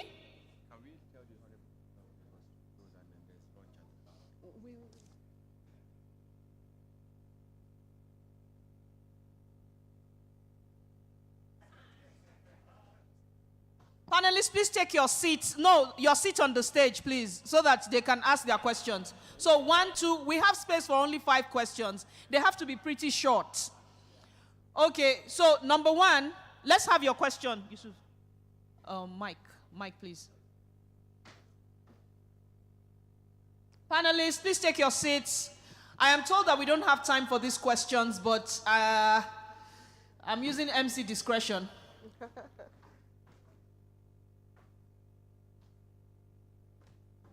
So I'll start with the first question I have here. Honorable Nath Odiba, you are holding up this panel, and the first question is for you. Which agencies are you partnering with to ensure commodities are not rejected in the international market? That's from Dr. Khadijat Abdulaziz. All right, thank you very much. Currently, we are partnering with a couple of organizations, depending on what products. For example, the plant quarantine, we have partnership with them. NAFDAC is part of the people we're working with. Even the customs, we're also working with customs. And then the different MDAs, even NEPC, we also work in partnership with NEPC to ensure that we comply to some of the market demands out there. So there are a plethora of different organizations in Nigeria that are saddled with the responsibility of ensuring that quality standards are met. Yes, so these are some of the organizations that we work with to ensuring standards. Thank you very much. Okay, please keep your questions short and sharp so that we can wrap it up nicely. Please go ahead. Yeah, thank you. I am Dr. Justin Beshel, Honorable Commissioner for Science and Technology, Cross River State. Thank you for this opportunity. We're looking at the team, Digital Trade Workshop, Unlocking State Export Potential. It's very key and apt. One of the components that I want to look at, that I want to ask a question is, there's no way you mention digital without first providing for internet. Be rest assured that almost all these products, a good number of them come from remote places. And in this country, particularly where I come from, Cross River State, I'm going to use that as an instance. There are still a lot of villages with a market value, yet there is no means of communication. There's no internet. And if there's no internet, how will these goods and services be projected for the global coverage so that somebody will see and make a request, making it exportable to other countries? Thank you very much. And then secondly, Honorable Commissioner. Also, transportation is an issue. The road network, not just by state, in the country, also is a hindrance for this community to be made available. We are here as a country. We are here not to discuss and to theorize. We are here to bring policy formulation so that if we are to leave from here, let us form a basis in unlocking the potentials, what is hindering exports in Nigeria. The businesses have to be put in place. The road network in Nigeria have to be improved so that those products that are in the hinterland can be moved to where we have the evacuation corridor. Thank you. To move out of the country. Thank you very much, Honorable Commissioner. It's beautiful that you asked that question. I wonder who to direct it to. But the good thing about it is that you are a commissioner today and no longer a comrade. Who would like to take that question? I can attempt question 1. Please go ahead. Not question 2. Okay. Please take the one you'd like to. I think this is where mapping and aggregation really comes in, which is what I said about, and I really just based on what I said about women, right? If we want to identify everybody and give every single person digital presence in a sense, or access to the internet, it's going to take so much more, which is where aggregation comes in, which is where mapping comes in. Do we know what is being produced across the different local governments in your states? If we're able to map them and bring that to the city center, and everybody knows that in Cross River states, there is XYZ available at XYZ capacity, then it doesn't really become a problem to showcase that to the rest of the world. If there are platforms that say, oh, if from Cross River State you have all of the different products, all of the different crops, people who are interested, there's also then becomes the opportunity for backward integration for people who are interested in those particular crops to then come to the states and say, we want to work with you to backward integrate to your farmers to ensure that they're using best practices so that they come up with products that are export certified. Right? So that is where we cannot, if we continue to say we have to wait for one, we would waste too much time and the world will leave us behind. So how do we ensure that we're able to aggregate, we're able to map, we're able to do these farmers and producers, whatever we want to call it, but how do we begin to put them in clusters and begin to support these clusters? And I'll give an example. One of the things that we've done is there's a cluster in Mina that produces shea butter.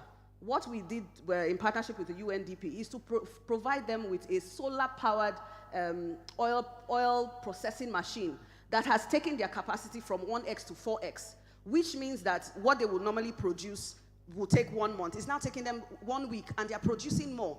Now, that company, the cluster, is now producing one woman, like I said, who is exporting. So if we continue to wait for one person, we won't do it, and we won't do it fast enough. So we need to work, which is where the collaboration comes in, across the different states. Can we use the local government leaders to begin to map these products? What is available? What is the quality of these products available? Work with the NEPC to say, look, we have this available. Is it export certified? What can we do to make it better? I think for me, that's the way I will approach it. I can't answer question 2. Okay, who will take question 2? Okay, Honorable Commissioner, it's a good thing that you've had that, and I'm sure you can deploy that at home. You are commissioner, not comrade. Thank you. All right, please, let's have the second question. Please, if you have a question, so that we can save time, kindly write it and pass it to this gentleman in purple. I'm not allowed more than 5 questions, but what's the point if you just listen and cannot ask questions? Kindly write it down and hand it over to him so we can save time. Thank you. My question is very straight to NIDA. NIDA is an agency of government responsible for relating with states to carry out digitalization in states. They have a lot of projects in all the states. I am from Benue. They have projects that are lying fallow in Benue. This is federal government and states taxpayers' money. And they have been talking of collaboration every time we meet with NIDA. And there is no collaboration between NIDA and various states. In fact, if there are, but there is no collaboration between NIDA and Benue. There are projects are in Benue that are not working. Some of them are working. And up till now, we don't know who are controlling the projects in various states. It may interest NIDA to know that if the project NIDA has in Benue are handed over to the state or are directed that the state should be in charge of them, the ones that are lying fallow, we can rejuvenate them. But because there is no directive and they have not been handed over to states, they are there wasting. Because when you get there, the officers who are there will tell you that, no, we have not been directed to do this. Thank you very much, I'm coming. My second question is an advice to We will do the national anthem, no, wait. sir. No, Wasima it is very interesting to listen to you. But in every organization, there is a policy. Before it succeeds, there is a policy. You are in Abuja here. There's women that you are talking about who what did now, madam? Who are in the local governments.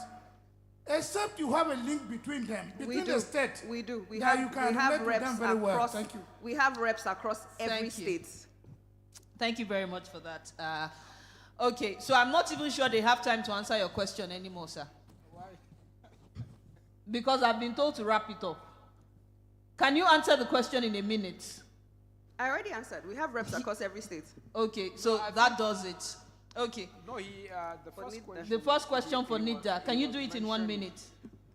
Yes. Okay. Generally, most of the interventions we do, either they are in universities or they are in schools, they are in communities. So wherever we do intervention, normally there are people, the beneficiaries, who are supposed to use the facility. Yes. Of course, we cannot be perfect all the time, and we always put some sustainability model to make sure those things are working efficiently. But here and then, if there are issues, the best thing is talk to us so that we see that if Thank you it's very not working much. properly, we remodel it and maybe see a different way that we can make it better. All so right. please, still the issue is we are very much open. If there's any issue, let us know so that we can discuss it and move it forward. Thank you. Thank you very much. I crave your indulgence. I would only take the questions before me. Please, please, please, and please bear with me. It's a 2-day event, and most people are tired already, so please bear with me. The next question here is for CIDA. How strong are your relationships with regulatory agencies when it comes to standardization of our exportable agro-produce? Dr. Ogunfunmilayo from NAQS. Please, let's make it short and sharp, please. The question is, how strong is your relationship with regulatory agencies when it comes to standardization of exportable agro-produce, so that if they come directly to you, they don't need to go to all the other agencies? You have like maybe a briefcase of all those agencies and then you can sort. So how strong is that is the question. Is that to CDI? I'm not sure I got it. Yes, to CDI, sorry. Oh, okay. Yeah, okay. All right. It's still a work in progress. I mean, at CDI, we recognized partnership as a strong tool for working. So we were in your office, the planned quarantine, last year, yes, with the DG, and we are fostering very strong collaboration with you, and then other, even Standard Organization of Nigeria. We're actually also fostering very strong partnerships with them, because we understand that it's very important to streamline some of these processes for actors in the agricultural sector. So yes, thanks for bringing out that. We're also deepening our collaboration with much more other, both local and international partners, to make these things quite very simple for investments. Thank you, sir. Yeah, this question here says that you've mentioned a lot about agricultural yields. What are you doing in CDI to increase yields in Nigeria? Good question. Aggregation and outgrower scheme you can't rule that out of anything at all. And so that's one thing CDI does very strongly. So we encourage, we've undertaken and we're still undertaking a lot of outgrower schemes. Time will not permit me to give very specific examples. Yeah. And because I mentioned grants, which is where you sit atop, it says any funds here for any start-off funds for SMEs? Well, yes, there are quite a myriad of opportunities for startups. I was with Fidelity Bank yesterday, and it's interesting to know that there are quite a number of opportunities. I mean, our colleague here from Zenith Bank also said a similar package. But there are also, I mean, CDI, for example, we are setting up our own fund. It's a $125 million fund. It's targeted at SMEs who mostly are not very attractive for, most type of funding. Will they find more information on your website? Yes, they cdi.org.ng. Yes. Thank you very much for that. Or I can also drop my number if you don't mind. I see a lot of people wanted to reach me for number. Let me see. Can he drop his number? Yeah, people met me earlier on, so let me just use this opportunity to do that. Sorry? Over lunch, yes. So lunch will be served. You can network with him while you're eating. You'll get that. Fantastic. Thank you for that. Okay, so there's a question for Zenith Bank here. Says, how do you keep financing costs affordable? How do you intend to keep financing costs affordable? I know you said a single-digit loan earlier. Yes, because we realize how important this sector is, and also we know that SMEs are mostly involved in this. So we intentionally have reduced the finance cost for them up to single digit for what product we call Z Women. So it's available. If you work at any of our branches, we'll give you a suite of like products you can use to reduce your costs. And over lunch, they can also get to speak with you. Definitely. Thank you very much for that one. Well, there's only one country, within Nigeria. That's what I like to refer to Lagos as, because that their multi-trillion naira economy is not the mate of any other state. And so it will be a good way to acknowledge the good job they're doing in Lagos State. I'd like to call on the Honorable Commissioner for Innovation, Industry, Trade and Investment in Lagos, in the person of Honorable Folashade Ambrose Medebem, to give us the closing remarks, and then we can all go have lunch. Thank you.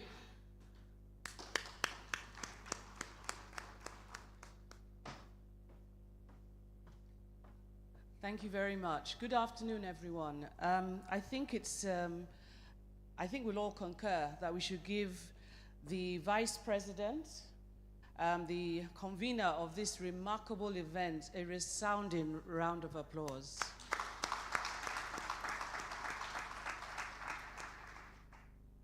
I think today has been incredibly insightful, and it's just day one. It's been insightful. We've taken away a lot of key insights, data. We've taken away the fact that partnership and collaboration is critical. We understand that access to finance solutions have been preferred already today. We understand that Africa is the new frontier led by Nigeria. I think that gives us another important round of applause. And yes, Lagos State will do our best to lead the charge in that regard. But I really just want to thank all the stakeholders, all the conveners, all the subject matter experts that have convened today. It's been really, really, really beneficial and a really good use of our time. And I really just want to say thank you once again, and we're all looking forward to tomorrow, where we'll get some more tools and frameworks. And I think we shouldn't just leave here from tomorrow without actually ensuring that we build and strengthen the robust networking that we're all sort of cultivating and establishing here today. I've met some very important people that I look forward to working with, and I really hope that this is a regular event. So we're actually rooting for, after Digital Trade Workshop and Global Marketing theme, Unlocking State Export Potential version 2 next year. Thank you all very much.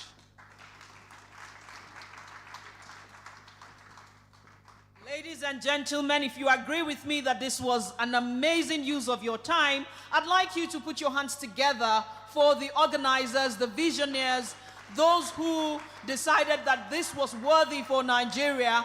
Billionaires will be made by their participation in the AfCFTA, and you could be one of them. You could be one of those who will be the progenitor of some of these multi-billionaires from this. I'd like you to, if you believe it was a judicious use of your time, rise to your feet and give a round of applause to Dr. Salihu Dasuki, Dr. Aliyu too. Kindly give them a resounding round of applause and ensure that you are here early tomorrow. No, you can have your seat. It's yours.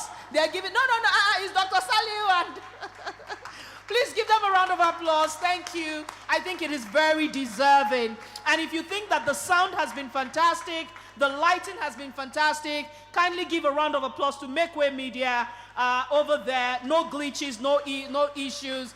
Thank you very much. My name is Oluwakemi Asheku. My loved ones call me Haji Akemkem. It's been a pleasure piloting this with you. Please, lunch is served. Have fun.